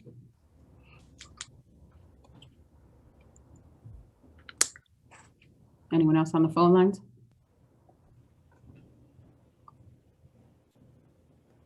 Going once, going twice. Can I have a motion to close to the public? Actually, no, sorry. Before we close to the public, President of KBBC, you had your hand. Did you want to say something? In response to some of the things Jack said, obviously the 2021 KBBC is about transparency. And with COVID, we wanted to take a realistic approach of what we can actually accomplish for our businesses this year. And doing a music festival is probably not feasible. So we really wanted to invest in our community. So we allocated that money towards visual improvements, which also includes the potential iron gates on Highway 36 to bring people into town and also give notice to the highway. Mr. Straub, if that addresses some of your concerns. Per the DCA NJ.gov Department of Community Affairs website, a business improvement district does operate under a special assessment. And we are not a public or private entity, but we are supposed to be collaborating with the borough to get things done. They recommend 51% of the board is business owners. No less than 7 members, no more than 13. Yeah,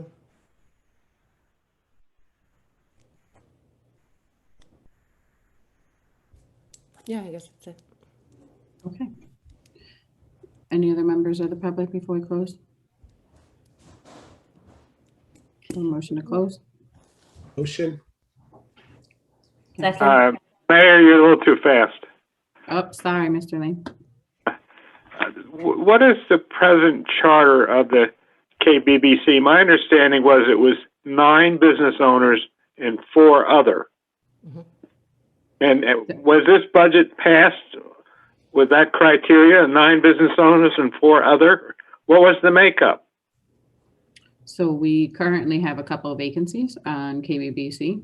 KBC at the end of last year had talked about possibly restructuring. Those bylaws never moved forward to the rest of the board members for discussion. The executive board had a private meeting by themselves instead of with the full board, which had already been scheduled and then was inadvertently canceled. So since there was conversation by,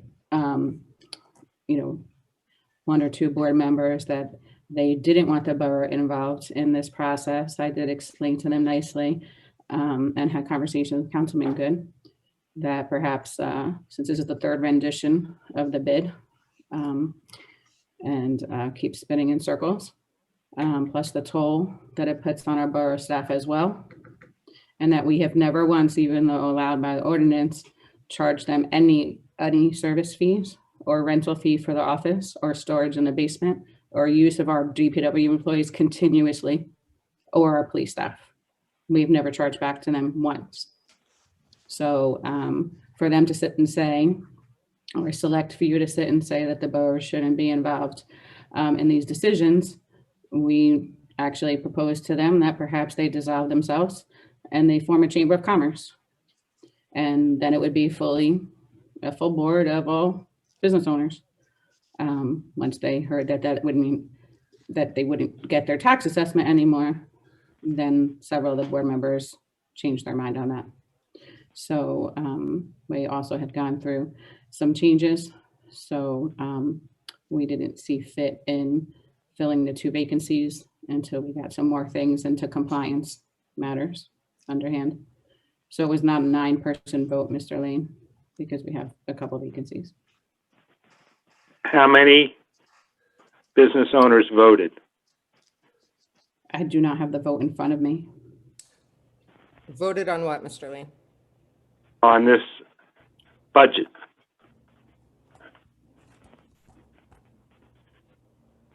I mean, we've been through the off the top of my head. Because it'd be 5. I don't think that's appropriate okay. to answer because we do not have that in front of us right now. Okay. Well, then I question the validity of the budget. If you have 5 business people when there's supposed to be 9, and you have 4 others, and at one point in time, one of those others was supposed to be a resident. That is a resident. Pardon? There is a resident. Okay. This we still hold the majority, just saying. Pardon? Business owners still hold the majority of KBBC. The second thing is, my understanding is that you were going to pave the parking lot between Old Glory and McDonough's, and one of the board members is highly involved in that area. And that's a conflict of interest. And then in addition, by understanding, there is a, quote, property owner, a business owner on the board who is not a business owner. And that's invalid. Thank you. Thank you, Mr. Lane. Any other members of the public? Or a motion to close to the public? Motion. Second. All in favor? Aye. Aye. And I would need a motion to approve. Councilmember, can we discuss or Sure, sorry. who's first, Mayor? You gonna go round robin or You you can gonna? go by show of hands. I'm not sure anyone else has any questions. Go ahead. Mr. Lane just said there's a business owner that's not a business owner on there. Is that true? No, The business is not currently open, but it's a registered business and they're in the process of opening. There were some delays with the building process. But it is a registered business and they are paying rent and they have a lease. Okay.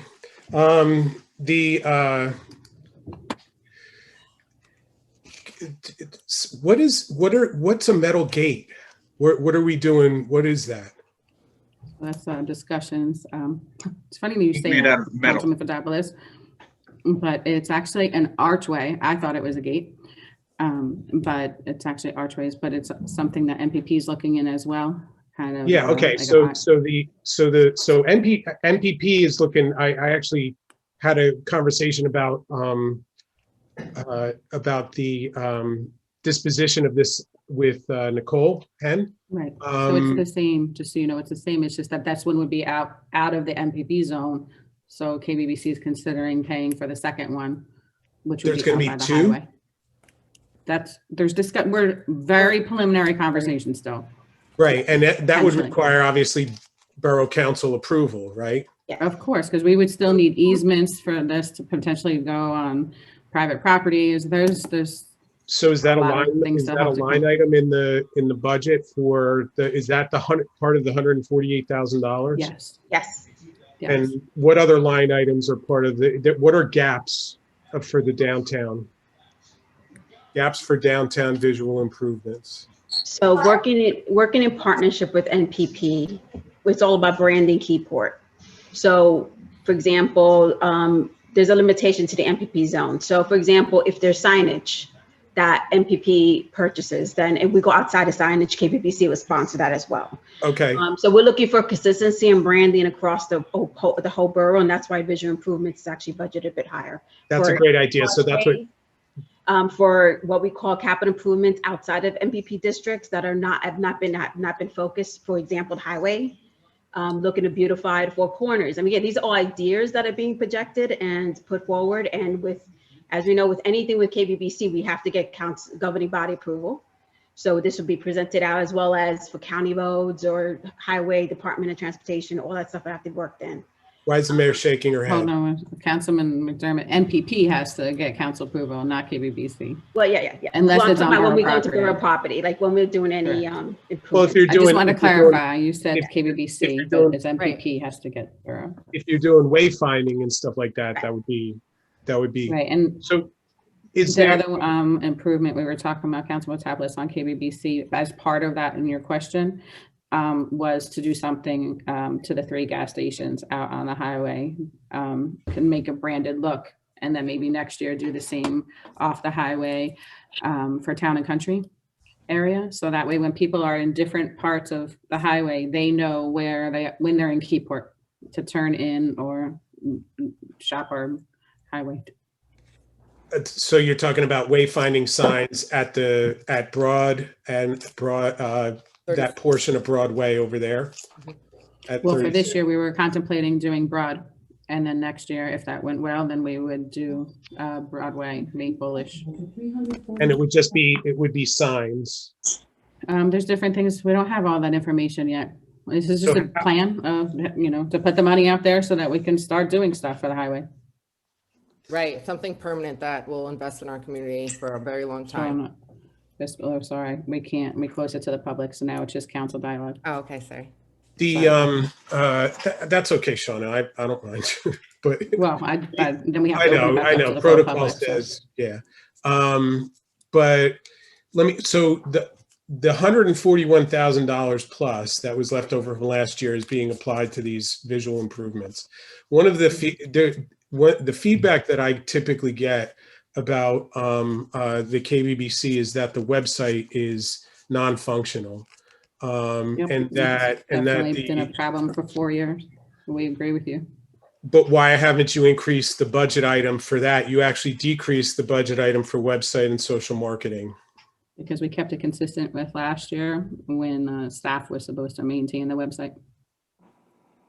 Right, but if you're looking to improve it after it not being improved for 4 years, why not take some of that $140,000, say 25 grand, and put it into the website design and maintenance, and maybe another 10 or 15 or 20 grand into social media marketing? The discussions are currently with JMTS or JSMT, and we don't have the final proposal We're still in yet, negotiations. We haven't finalized contracts for website and social media renewals or revamping. So what happens if they come back at 25, 30? We already have a bid for them. We already have a price code for them. No, he's asking Councilwoman McDermott, we would be able to adjust the budget. Oh, yeah. So if there's, this is a plan. Just like we kind of went through the last 2-3 years of discussions of since 2019 I've been on. This is a projected plan. So there's always ability for KBBC to flex down and up based on the items and based on the need. The board is actually who actually approves each line item and expenditure, the KBBC board. So for example, if we decide to go full-fledged, then go up to $25,000, which is not even anywhere flexed in that, then you kind of flex down and up for that. But this is a plan. Is the plan written down? Can we see it? The budget is the plan. No, I mean, but you're specifying items on here, and the answer to some of the questions was it still needs to be decided. But if I guess, I want to help. I want to be able to the website and design and maintenance. That's an obvious shortcoming, and the budget line item is actually being reduced for social media. Why not just grab out some of the? I mean, is all of the $148,000 spoken for? Is what I'm asking you? No, because we still have to go out to bids and proposals. This is all just kind of like, first of all, it's 2 months later than last year, right? This is all supposed to have been presented already. So it was due to the borough in December, right? So last March 3rd was our public hearing on this. So March 3rd was 2 weeks prior to the world shutting down. So if we were stuck to that budget last year, we would have never been able to do all the things we did for the businesses last year. So that's where she's saying it's a plan. So nothing we planned for last year ended up happening. Well, that was extraordinary. That was extraordinary circumstances as a fiduciary of the borough, which we all are. As a fiduciary of the borough that we all are, it's probably not a bad idea to. The intent is obviously well placed. It's just $148,000 without really knowing what it is. It's a budget. We need to, there needs to be some specificity to it. Going down, and then maybe we could take in. I don't know what the legal fees and the significant increase in legal fees and business consulting is, but maybe we can move that up to the website and marketing plan and development. I mean, Mayor, this is a. Go ahead, Councilman Good. I was going to just say I wanted to kind of interrupt, and I knew where Dennis was going. I'm not exactly sure that this is our discussion to have versus the KBBC spending. If the general public is not happy with our budget, they'll vote come November. I'm assuming that if this KBBC budget is not spent appropriately, or if the business owners are not happy with it, or I assume that there'll be a new board next year. But I just, I understand your concerns where you were going with it, but it seems to me that we're not the level to be really undertaking what to do with the money yet. Specifically. So we rubber stamp it. Councilman Good. To a certain extent, if it looks, to a certain extent, they're grouping on. I mean, that's their purpose, is that this money is for the borough's purpose, is a flow through. We're the collectors, just like the Board of Education. Just like the library board. No, we can. Well, that's questionable lately. But we're the collector on this one. So if the KBBC constituents are not happy with it being spent, I assume that they're going to make their wishes known. But we're not rubber stamping it. If it looks like, okay, you're all of a sudden things look a little squirrely, then yeah, if it jumps out. But to get down to the nitty gritty here, I think is beyond at least our review purposes. But that's my 2 cents on it. Sounds good. Thank you, Councilman Good. Yes, Councilman Davidson? So as a matter of record, does it make sense for anybody to say that the vote for the board at the time, even though you don't have the minutes in front of you, was done appropriately with the appropriate number of members despite the vacancies, and that it was, it was all done in a appropriate way? So there, being that was brought up by a member of the public, does that need to be addressed just so it's clarified? I can't speak to that right now. I don't have any of it in front of me. The minutes are available online, and yes, it passed according to the current bylaws and allowances. What was the count you. if you have it online? Oh, I can't. I'm not gonna. I can't go through literally. Never mind. I'm sorry. I didn't mean to, what did I say? No? Okay. You can download the minutes online. They're on the website.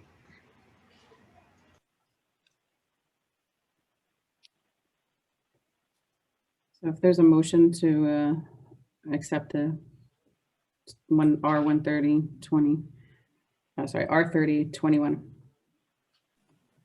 Make the motion. Second. Have a roll call, please, Michelle.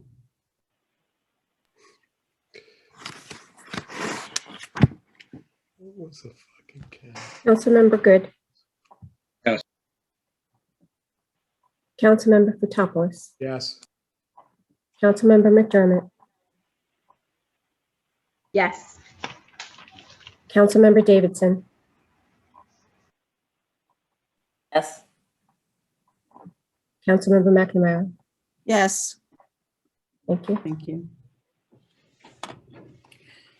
Okay. Next, we move on to communications by consent. There are items 1 through 11 that we need approval. And if we approve number 7, the motion would need to include the correction to June. I do not have the email to provide to you for number 8, but the clerk does say that an email was received Friday asking to waive the fees. Mayor, I'm requesting to pull 9. Or at least have a separate. So separate line. And then items 12 and 13 are for receive and file. Councilwoman Davidson and McNamara, you had said something earlier about item number 1. Is that still a discussion to be pulled to vote separately? That was McDermott. Or Kathleen. Oh, sorry, McDermott. Did you want that separate? Sorry. I think one of the key things I really, because I was not aware that there was a historical commission at some point and a historian assigned, appointed to the borough. I think that would be a value add. And kind of what Councilwoman McNamara said, it's like, if we have these assets, then we can justify just to pay for insurance. I have concerns directly with this. I guess let's just consider that separate. I guess just pull that separate. And then there was a discussion of waiver of fees of number 4. So does that need to be separate too? Mayor, besides the fee part, just looking at the dates and what they're asking for, that's the whole week coming into the holiday weekend. Isn't that really busy at our boat ramp? Mm-hmm. And they're asking for sunrise to sunset. Yeah. I mean, I think they also said they're looking to do an hour a day, but I mean, how do we? Do you have more information on that, Michelle?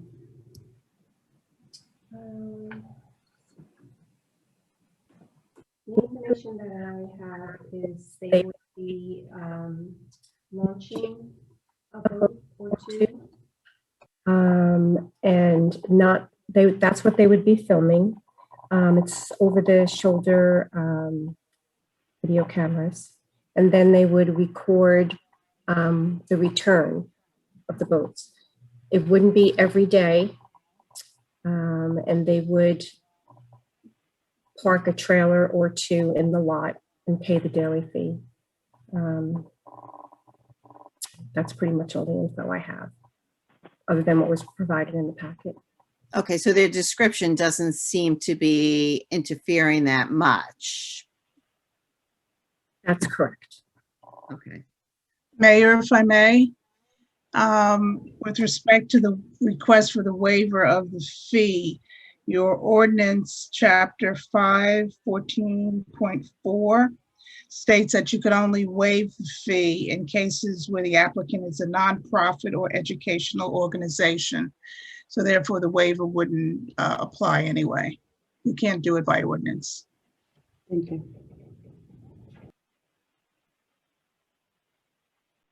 So I guess we'll make that separate as well.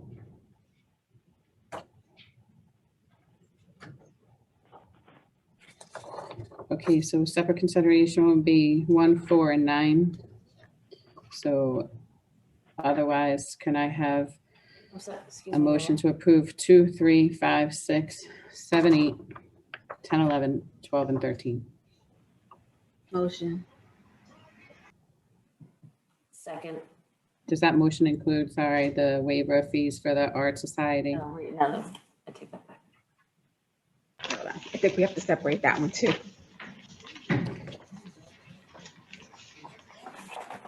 All right, so I would need a motion for items 2, 3, 5, 6, 7, 10, 11, 12, and 13. Motion, Mayor, wasn't there something about fixing the rain date or something? Yes. On number 7. And fixing the rain date on number 7. Thank you. Do I have a second? Second. Roll call, please.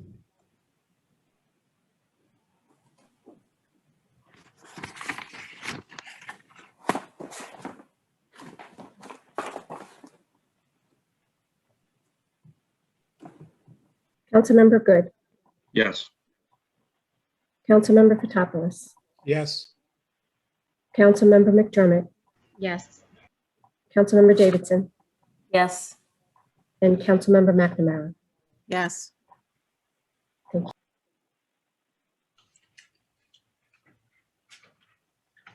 you. We'll just go down the list.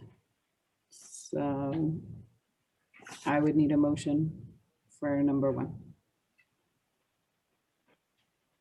Motion. Second. A roll call, please, Michelle.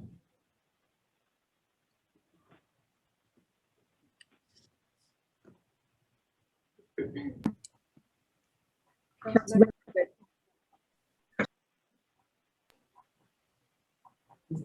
Yes. Councilmember Fotopoulos. Yes. Councilmember McDermott.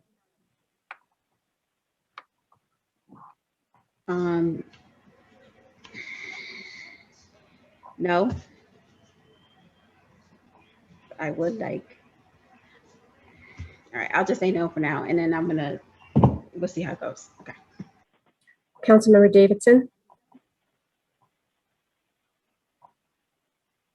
No. Councilmember McNamara. Yes.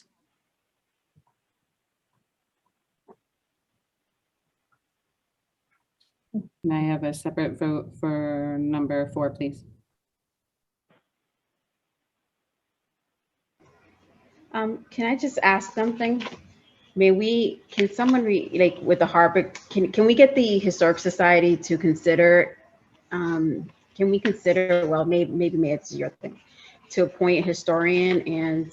Can we go through the Okay, sorry, motions okay, first? sorry. We're on item number 4.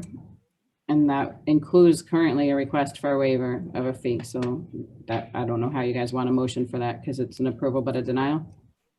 Approve the request, deny the waiver. That's your motion. That's my motion. Second. Roll call, please. Councilmember Good. Yes. Councilmember Fotopoulos. Yep. Councilmember McDermott. Yes. Councilmember Davidson. Yes. And Councilmember McNamara. Yes. Thank you.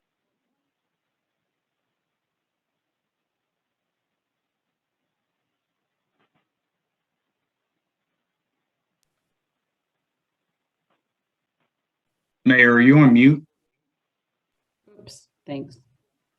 Next we have item number 8. So whoever motions for that needs to indicate whether they approve the use and whether they approve the fee waiver that they sent into Michelle.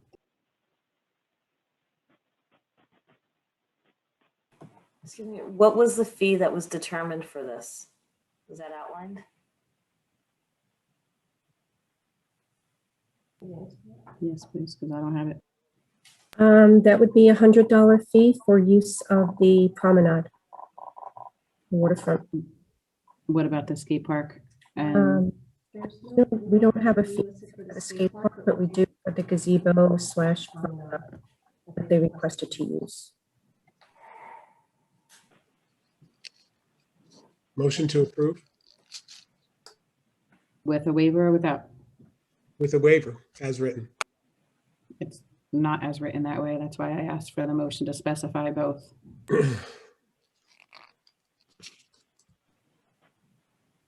Apologies. There is a second. Motion to approve with the waiver. Second. Roll call, please. Councilmember Good. Councilmember Fotopoulos. Yes. Councilmember McDermott. No, because of the waiver piece. Councilmember Davidson.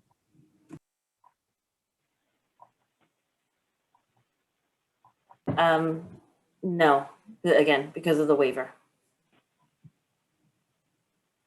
Councilmember McNamara. Yes.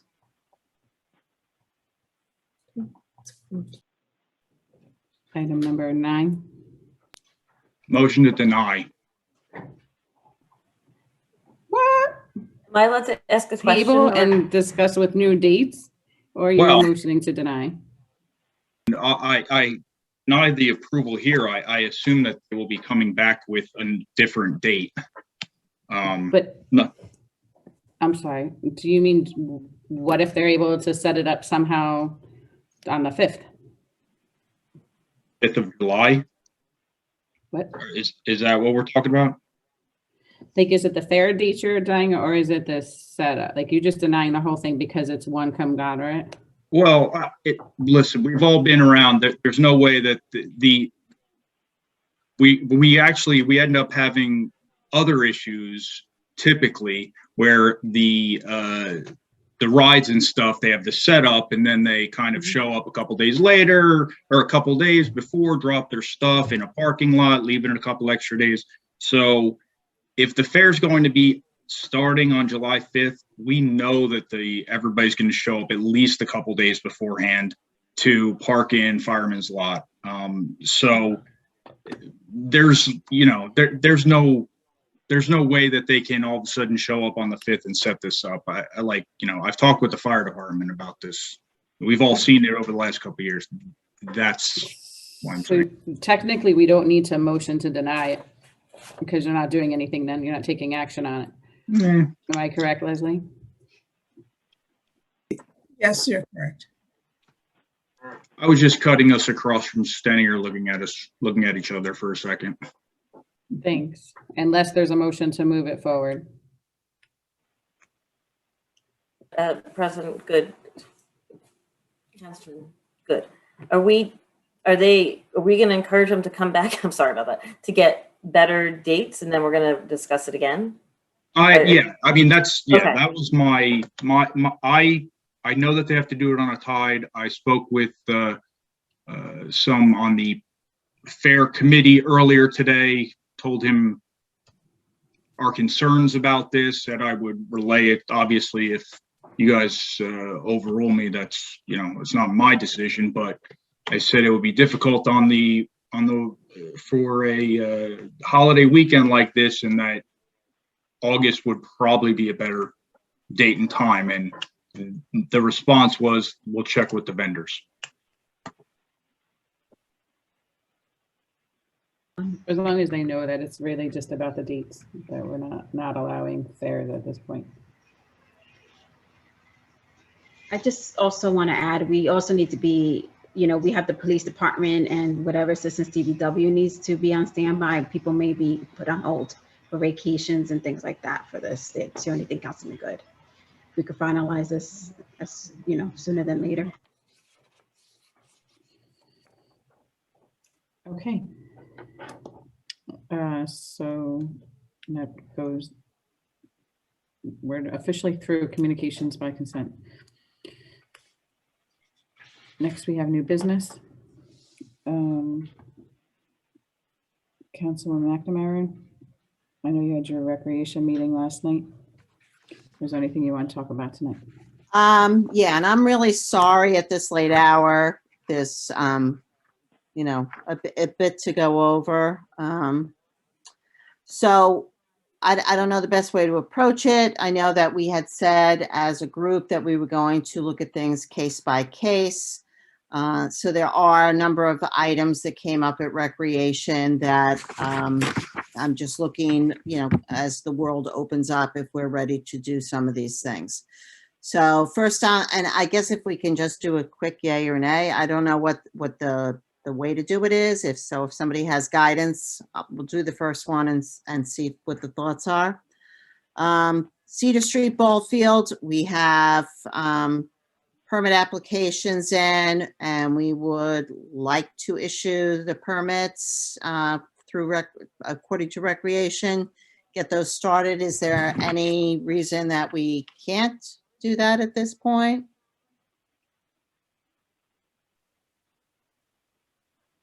For which one? The 2 evening leagues during the week at Cedar Street. Are any council members opposed to that? Can you just, what was the fee again that was finalized? Okay, so it's $250 for each day of the week that they secure. So the one league would be doing 2 days, so they would pay $500. The other is 3 days, they would be $750. Thank you. And they have their certificate of insurance in, right? Correct. So that's technically an approval of use of property. So can we have a motion for Councilwoman McNamara so she knows what to decide? Right, Michelle? No, why did they? Yeah, we can do that. Because it's an expenditure and, well, not an expenditure, it's a collection of fees and use of property. So if someone wants to make a motion for those. Motion.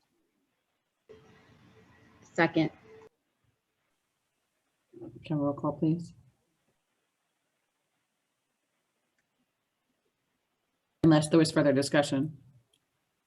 Well, there's other items. Do we? Right, we'll just go through them one by one. Okay. Councilmember Good. We didn't hear you. Yes. Councilmember Fotopoulos. Yes. Councilmember McDermott. Councilmember Davidson. Yes. Councilmember McNamara. Yes. Okay, thank you. And next one quickly, any thoughts on the Sunday morning league I did not really get any feedback through Recreation. We did have a permit application. I did hear that years ago there was some concern about weekend leagues, that some of the local neighbors were not fans. I don't know if anybody has any history on that. Our current application does not have a weekend option. Anybody in favor of a Sunday morning league at Cedar Street? Nobody's in favor of. Is there any, I mean, is there any, can we find out why there is no weekend option?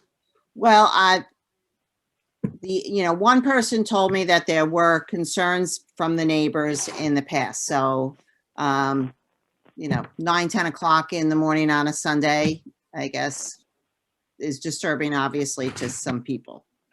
So I don't know how many years ago that came off, but I haven't really gotten a lot of feedback any place that I've checked. How about for that one, we put it on the agenda for the next meeting so that if the public do have concerns about it, they have a chance to speak up before we vote on it. Okay. That's a good call, Mayor. All right, moving along. There's a request to allow a couple of mini park events for young people in July. 2 tentative dates, July 10th and 24th.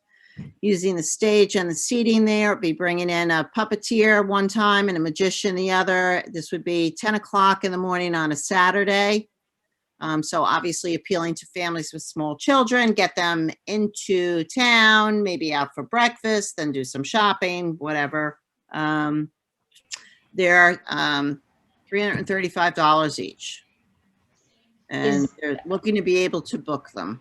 Are there any issues with some of the summer activities that we're doing, the yoga, meditation, or whatever, the Tai Chi? Is there any conflict? The yoga would be on Sundays, not Saturdays, and this is later. This is 10. I believe Tai Chi is during the week. Yeah.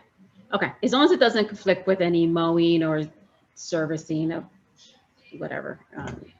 Whenever we get our mowing contract fixed. But yeah, I have no issue. I make a motion to approve. We would, Oh, sorry. sorry, it would be the expenditure, and then we still have to have the company vetted, right, Jay, and all that kind of stuff? Like, do we just, Yes. right? So this is an approval of expenditure, but there's still planning background stuff that would have to happen. Okay. So I'll talk to. Yeah, you could do that offline, but we had the motion, so we would need a second. I just wanted to explain what this was. Okay. Just to approve the planning for this. To approve the budget allocation for them to be able to plan 2 events in Mini Park to be steered towards younger families. So, but, we still have to figure out with the contract if there's rain dates built in, all that kind of stuff. Right. So it's not approving the actual set event right now. That's the guidance, I believe, Recreation was just looking for, whether Just being able to Soar move was okay. forward with trying to plan and obviously follow all that protocol. So maybe we should just re-motion that. I motion to approve the Saturday morning recreational events. Second. Roll call, please.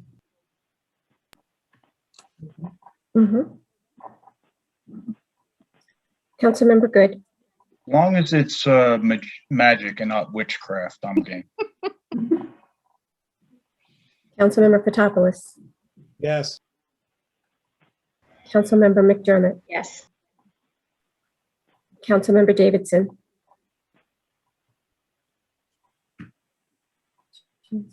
Yes. Councilmember McNamara. Yes, Thank you. we're getting there, folks. Movie nights, anybody have any objections to looking to begin those around the end of June, every other week, not every week, and they would be looking to do them on Wednesdays. Do we know what kind of funds are in the budget for recreation? And there's already It's in the the- two that we own, I guess. From last year that got rained out? Mhm. And every other Wednesday, what, just July and August, or what were they thinking? Really didn't get that far. I mean, if you want to just put a restriction on how far we go, they just wanted to know whether or not they could plan on starting them. You know, I just didn't know if they're looking for 4 movie nights, is that in general, if they're looking for July and August, 2 in July, 2 in August, in general? I would say it's at least 5. Because June 30th and then probably 2 in July and 2 in August. I mean, we can come back after that. Okay, we don't know the movies or, you know, because there's DPW manpower involved in that. There's SLEO officer involved in that. And then there's also, we have to hire someone to push the play button. So it's not just the movie rental price. So Jay, is that? What was the final number Of movies or budget? of movies? 5, but 1 is a carryover from last year, so 4. 2, yeah. But there's still, the carryover licensing fee is from last year, but the manpower isn't carryover from last year. Yeah, the budget included funding.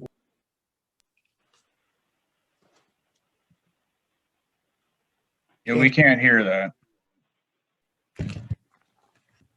Yeah, it appears that there are funds in the budget. There was limited requested funds for movie nights, but it sounds like in lieu of some other things, that's probably going to happen.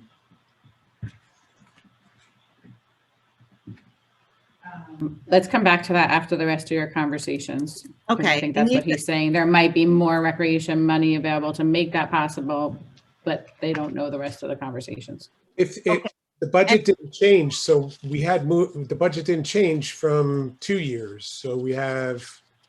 There's other recreation topics that she's going to bring up. Okay.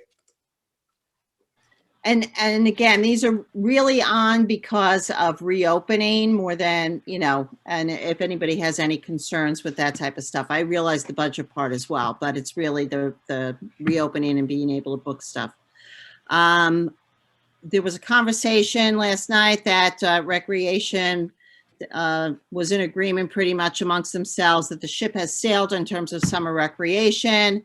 Just wanted to see if that was also the consensus with council, that the 5-week summer recreation plan that we had in the past is definitely not on the books for this year, because as a, you know, courtesy to the families in town that have used it in the past, we want to be able to officially say it's not happening. So if people have not made other plans, that they do. So I guess it's kind of is there anybody who thinks it should happen at this point, or that it's even feasible? I just have a question for Jay, because I know we did have a grant that was, I think, allocated to summer camp. Is there any way to reuse that for some other activities? We would have to check. That grant was, I believe, $1,000, so it's not a significant fund. And it was a supplemental program within summer camp. My guess is that we could not reallocate it. Okay, so is anybody not okay with us alerting the population to no summer camp? I just requested that Mr. Delaney types that announcement and it goes on the borough page. Mm-hmm. Okay. Our volunteers on recreation are just that volunteers. Mm-hmm. So if there's pushback about it, I don't feel like it should have to be built up onto their page. Okay, so once he has something, they could copy it and put it up on their page. They can share it from the Borough of Keyport page after Jay puts it up. Okay. 2 last things. The 5K, I know that that's not till the end of September, but looking for thoughts on that because there is obviously advanced planning. Just to give you a little bit of color in terms of other towns, Union Beach is having a 5K June 26th.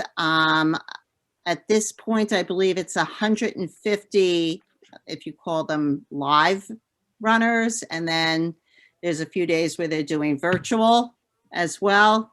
Middletown is doing the same thing, May 22nd. So I guess the ask is there a comfort level with allowing recreation to go forward with putting out a date? We'll have these other events that we can kind of look at for being able to tailor it. But, you know, is anyone comfortable or uncomfortable with allowing them to start working on this? I'm game for virtual running. I think it's So you're specifically asking for a 5K right now, right? Correct. And which would be September 25th. Correct. I do know there were discussions based on the rec committee that if having 150 there's a certain number that needs to be met so that it's a cost wash, I guess, whatever that may be. So I did know that. I know last year there were concerns with even doing 150. If we had 150 runners, that would not suffice. Right. I think 300 is their number usually. Okay, yeah. So as long as I guess they're following social distancing or whatever executive orders are, yeah, it may be stagnated starting, but I guess I'm fine with it. I don't know. Is anyone opposed to them moving forward planning the 5K? Okay. And then the last thing is, I don't have a date, but potential skate event, possible request for June, and then one in September. They seem to be on the higher side of some of the funding. I think they were $1,500 each. Don't know if people have thoughts on those events. I know we have skate events in the past because they didn't have a skate park. Isn't technically a skate event every day now, 365 days a year with a park that we have to maintain and clean and pay our police to go over and open and close every day? Just say, I mean, that's just my opinion. Does anybody have any interest in pursuing skate events? And then last year, the borough governing body did approve the skate event and fully funded it. And then there were all these sponsorship lists all over tables at that event, and we never once got a list of what those sponsorships were. So if we're going to fund stuff, that sponsorships need to come through the borough.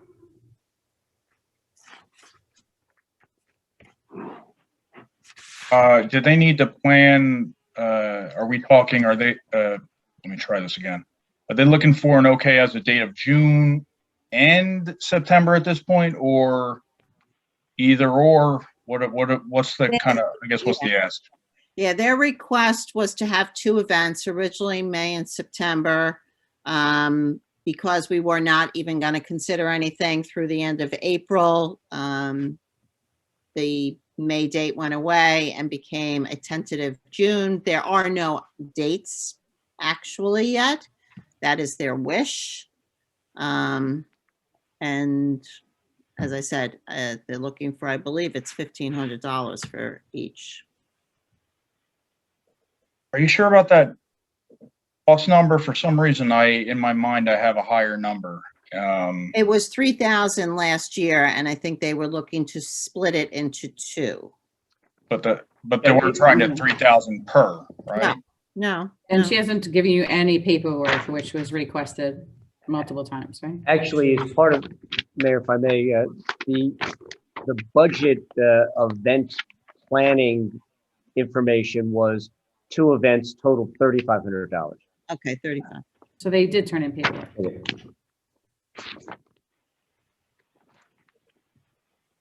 Looking to approve that they can start the planning of it, and then it'll come back before us with the date. I'm not very comfortable approving it without the dates for June. Mm-hmm. We're going to approve it that quickly without more specifics on it. Do we have $3,500 in the budget?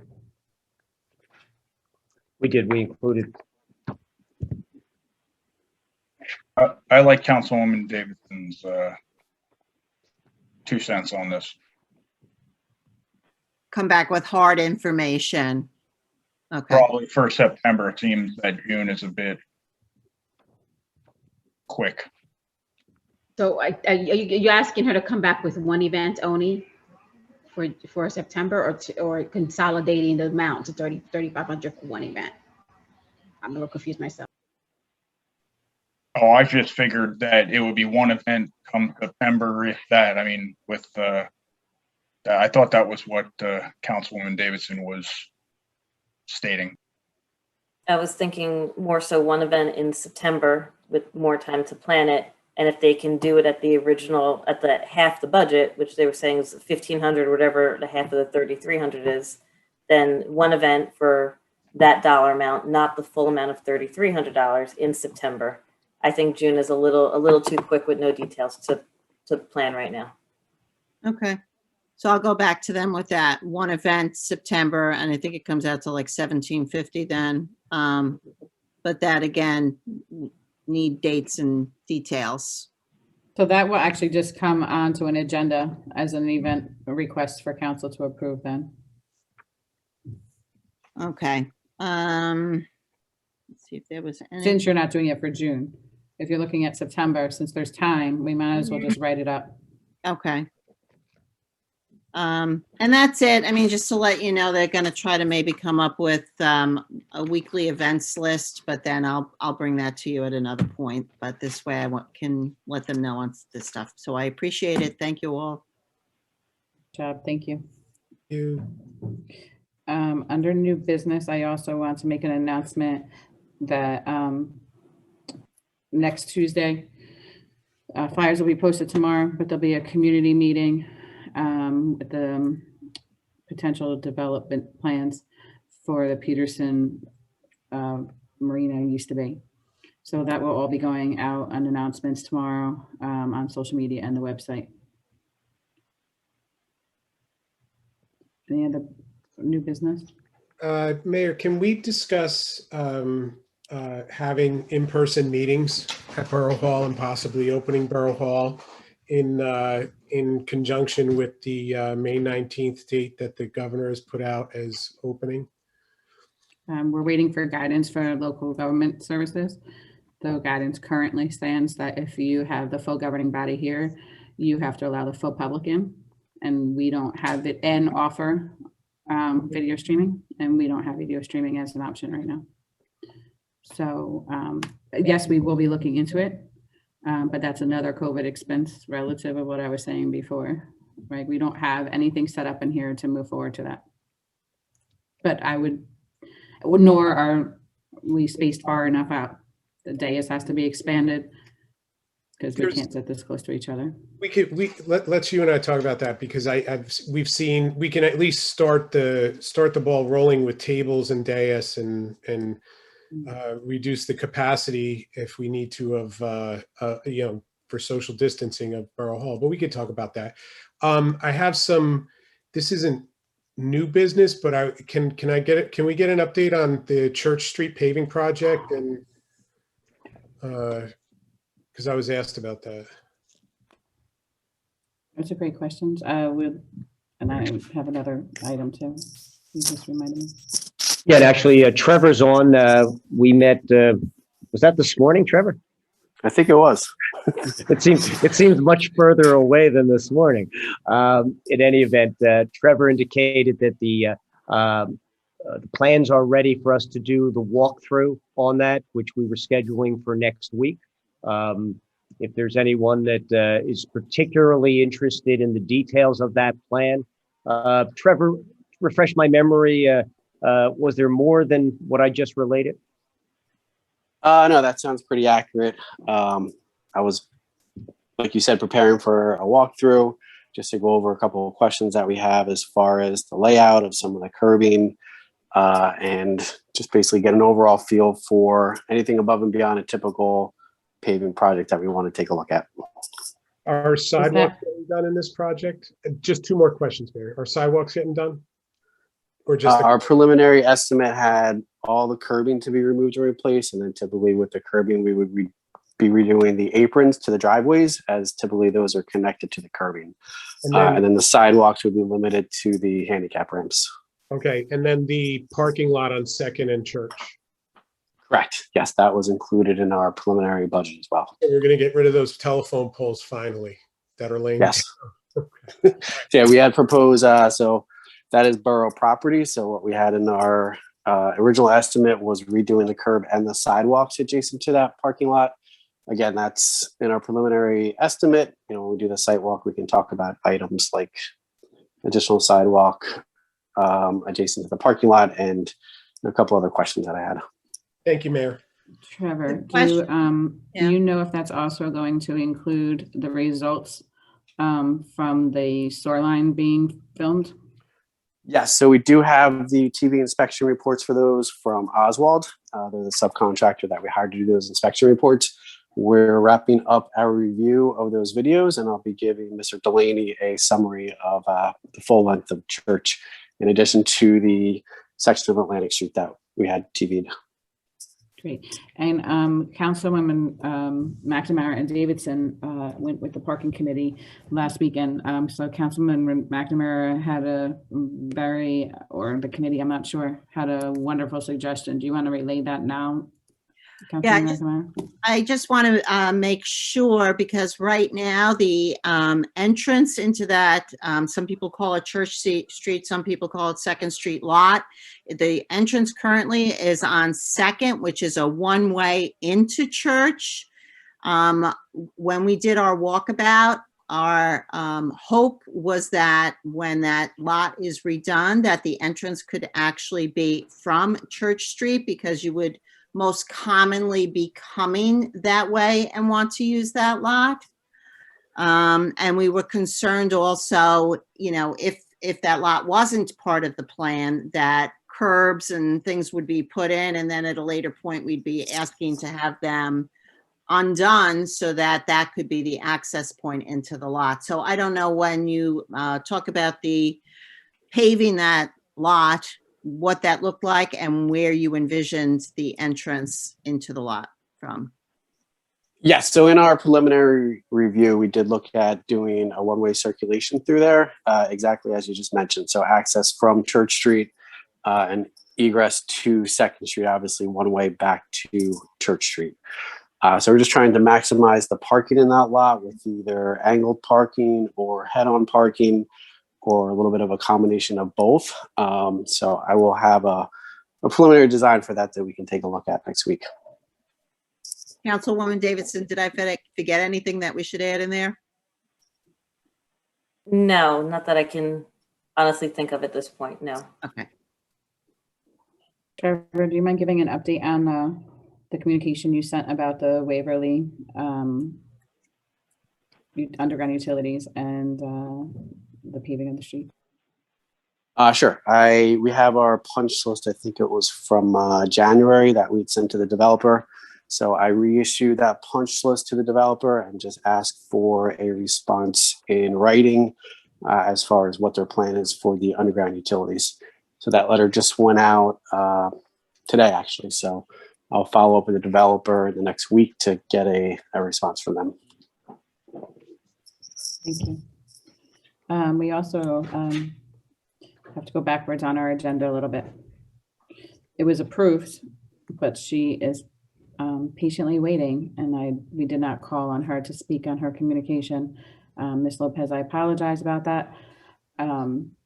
So she did want to speak about it. So can I have a motion to open to the public for this communication number 5? But Ms. Lopez, just so you know, it was approved, but I think she wanted to speak about it. Motion. Can I have a motion? Second. All in favor? Aye. Aye. Ms. Lopez, I apologize. That was my oversight after I did say that we would give you a chance to speak about it, but it was approved. It's quite all right. I was just waiting to hear if I was approved or not, because tomorrow morning I have to start another, plan, because it was, so thank you so much for your time. No problem. Sorry about that. I'm not recognizing that a little earlier. Quite all right. You guys have a very good night. And Thanks. I'm pretty much done. Okay, thanks. Thank you for your Okay. time.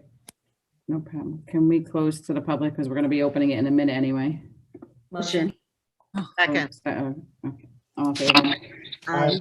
Aye. Next, we have unfinished business. Do we want to talk about the road opening on Main Street?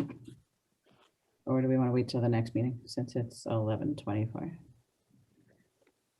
Do we have any updates on it? We do, Mayor. I believe, I thought I distributed that to everyone today. Trevor forwarded me his recommendation, which is not to do the curb to curb. But again, if you want to wait until next meeting. I didn't have a chance to read that Yeah. today. So is everyone okay if we talk about that at the next meeting? An attorney's report? Nothing, Mayor. Okay. Have an open, motion to open to the public, 5 minutes per person maximum. Motion. Second. All in favor? Aye. Aye. Aye. Any members on video want to weigh in? Mr. Straub?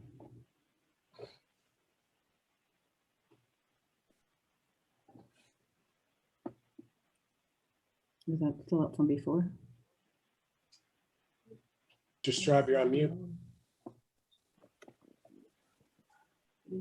I might tell from before. I'm sorry, I was muted. I'm sorry. Just a quick recap. The questions that came up earlier, the public session had been closed on KBBC. The roll call of the budget, and just again to recap, KBBC has 13 members. There were three vacancies. So that means the quorum was 6. There were 6 votes, so they did have a quorum. 3, they were all yes. 3 were borough appointees, 3 were business owners, 4 members were absent to the meeting. The vote to approve the $40,000 for the parking lot, there were 9 members present. There was 1 no vote. There were 8 yes votes. Of the 8 yes votes, 4 were borough appointees, 4 were business owners. So that's the answer to that question. Councilmember Fotopoulos, you had asked something about legal fees. And just by the way, again, I'm not a member, I'm not with KBBC anymore. When I was president, when I was executive director, when the budget was presented to vote, I came to the meetings, I sat at the table in front of I made the presentation, I took questions from the borough, I took questions from the residents, and I answered all those questions. Most of that was done tonight by the mayor and the council member. But to answer your question about legal fees, I believe the KBBC hired an attorney this year. We didn't have an attorney last year. You also asked, Councilmember McDermott mentioned about the vote being online. Actually, that vote was in March, and the March minutes are not on the website yet. Also, the mayor had mentioned something about DPW. I'd point out that frequently the KBBC had offered to pay overtime if that was involved for cleanup and things like that. The mayor also mentioned that something about the meeting where we were going to discuss bylaws. Yes, the meeting had been scheduled. If you go back to the minutes of the November meeting, it says Director Straub gave an update on proposed changes. Board had originally agreed to hold a special meeting to discuss. Since then, it's been determined that the borough ordinance needs to be changed prior to bylaws changes. Executive committee has met, decided to recommend to board members to initiate process to address proposed changes. You can go back and request the Zoom meetings from the current KBBC and view the meeting for yourself and see what actually happened. And then the mayor also mentioned, that she took a shot at me and said, last year the staff was supposed to maintain the website. I was the staff, I was the only person. And I did maintain the website. We had originally, in the beginning of 2020, we had a brand new website, by the way, Councilmember Fotopoulos. We had a brand new website designed the beginning of 2020, which the board approved. We had planned on putting a restaurant guide and a business guide on there. Unfortunately, COVID hit. That was pushed back. We had businesses closing. We didn't want to have an incomplete guide. It was in process to be started up again. We actually had templates ready in December, and then things changed on KBBC, and I was removed. But as far as the website, last year, I had set up a specific orange banner as soon as you went onto the website, and it said business owners, click here for most recent information regarding COVID-19. And constantly throughout the year, I updated that. And every time there was something new from the county or the state, I would put it on there and send notices out to the businesses saying, go to the KBBC website. So the website was updated. After I left, one of the first things they did this year was they removed that banner. It's no longer there. And there have been no updates to the businesses since I left. So that's all I have. Thank you. Anyone else on video? Mr. Graham? Can you take yourself off mute, please? Mr. Graham, can you take yourself off, please? Can you hear me now? Yes. Elmer Graham Jr., 22 St. Peter's Place. Few things. Last Sunday, Madam Mayor, I saw that article in the Sunday Asbury Park Press, and it was a great article too. You and Administrator Delaney there on the front page there, and I communicated to you privately about that. What is the latest on the borough's lawsuit requiring cleanup of that waterway? Mr. Delaney? I'm not sure that there's any aspect of that that we would want to comment on in public. The article went as far as I think I'm prepared to go at this time, but the lawsuit is pending. Okay. And I hope you all are successful in it too, because they, like I stated to Madam Mayor in private communication, they should clean it up, and it's about time. Anyway, any new Veterans Committee meeting on the horizon? We just met on Friday, so we're going to try and get some of the things underway that we talked about, and then we'll have a recap meeting in another month or two. Okay, and one last question. What's the latest on the flea market on the waterfront? There isn't any updates on that. Okay, all right. Thank you. Thank you. Mrs. Fox? Hello, Carol Fox, 40 Church Street. I wanted to get some clarification on the scope of what the project's going to be on Church Street. There was some questions I know my neighbors had as well about, along with the paving, will there be curbs and sidewalks included in that? Because we're in desperate need. Trevor or Jay, which one do you want to answer that? I see Trevor's there. He can pick up where he left off. Yeah, so the preliminary engineer's estimate included replacing all the curbs, the aprons that are associated with the curbs, so that would be to everyone's driveway, and then the sidewalks at the handicap ramps at each intersection. And then also, once the curbs are done, it would be a full mill and overlay of the roadway surface. Okay, but our old cracked slate sidewalks are not being replaced? That was not included in the original estimate. It really should be. I know all of my neighbors had the same concerns because, some of them are so bad that they're coming up. They're getting the rain is going underneath them when we get a heavy rain, and they're actually coming loose from the ground when people walk over them. So it's definitely something I would like the council to consider, because it is a problem for a lot of the residents on the street. And even, if you're pushing somebody in a wheelchair or a baby stroller, it can be dangerous. Mayor, if I may, just as Trevor indicated, this project was not intended to be a full sidewalk replacement project. And in fact, pursuant to borough ordinance, sidewalks are the responsibility of the adjacent homeowners to maintain.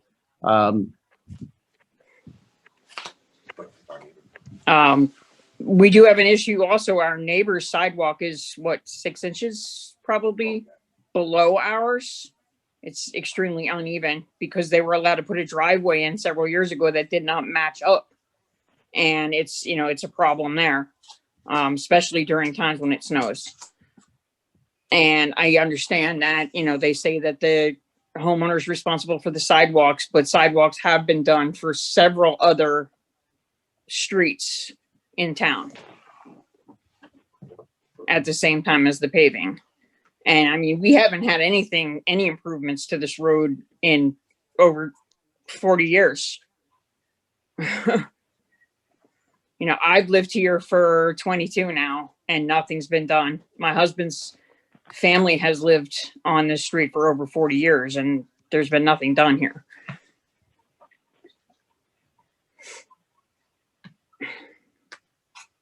So I know I'm not the only person with this issue. A lot of the neighbors, and I know you've seen it on Facebook, have the same issues with the road here between the potholes in the street and the terrible sidewalks.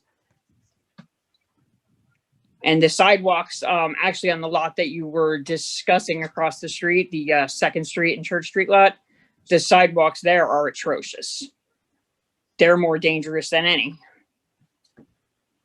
So it's a definite concern that I hope the council will address in this project. Some points, Mrs. Fox. Thank you. Anyone else by show of hands? Anyone else by phone lines? Michael Lane. Hi, Mr. Lane. I'll be real fast. The community meeting on the Peterson Marina, will there be a overview plan available prior to the meeting? No, because we haven't seen it yet ourselves. So this is their chance to, just like we're doing it for 75 Manchester, they're going to present it and then we'll have other follow-up meetings after that. All right. With 75 Manchester, we did get the plan before the meeting. Developer actually gave it to us. Okay, well, that's not happening for this one. We're not posting it. The canoe trailer issue for the boathouse at Beach Park, you dealt with the use of the boathouse, but you didn't deal with the canoe trailer location. Can you resolve that by the, well, there's a Harbor Commission meeting on that. He's going to discuss that with them because it wasn't part of the agreement. He's going to discuss it with them offline. All right, but there's a Harbor Commission meeting on Monday for that. That'll probably be an issue. I want to thank the mayor for getting feedback on First and Waverly. I'm a little surprised that we waited this long for the punch list. And there's the issue of the deed being moved from the developer to the community association. Finally, I will send a copy of, I had a very good working relationship with the tax assessor because the lot lines and dimensions in the Mod 4 data and in the maps were not in alignment at all with all the surveys that were done and the agreements reached with the state in terms of who owns the waterfront, where the waterfront's located, etc. So I will send to members of the council the documents defining what the problem was and the documents defining the solution. And it just reflects the problem with the Mod 4 database. Thank you. Thank you. Anyone else from the public? Show of hands or phone lines. Going once. Oh, sorry, Ms. Buller. Sorry, I just want to address a couple things that were brought up in public session. To clarify, the vote in the January meeting was we had 7 commercial and business property owners, operators. 6 voted yes, 1 was absent. We had the mayor and council and designee and 1 resident. As per the 2013 bylaws that we are still working under, section 3A, number 5, it states 9 business property owners or occupants of the assessed properties, for anyone wondering about eligibility matters. What else? I think that's it. Oh, and 2019 was the last increase in the tax assessment in KBBC. Thank you. Thanks, sorry. Any other members of the public? Going once, going twice. Can I have a motion to close the public? Motion. Second. All in favor? Aye. Aye. Can I have a motion to adjourn the meeting? Motion. Second. Object. All in favor? No.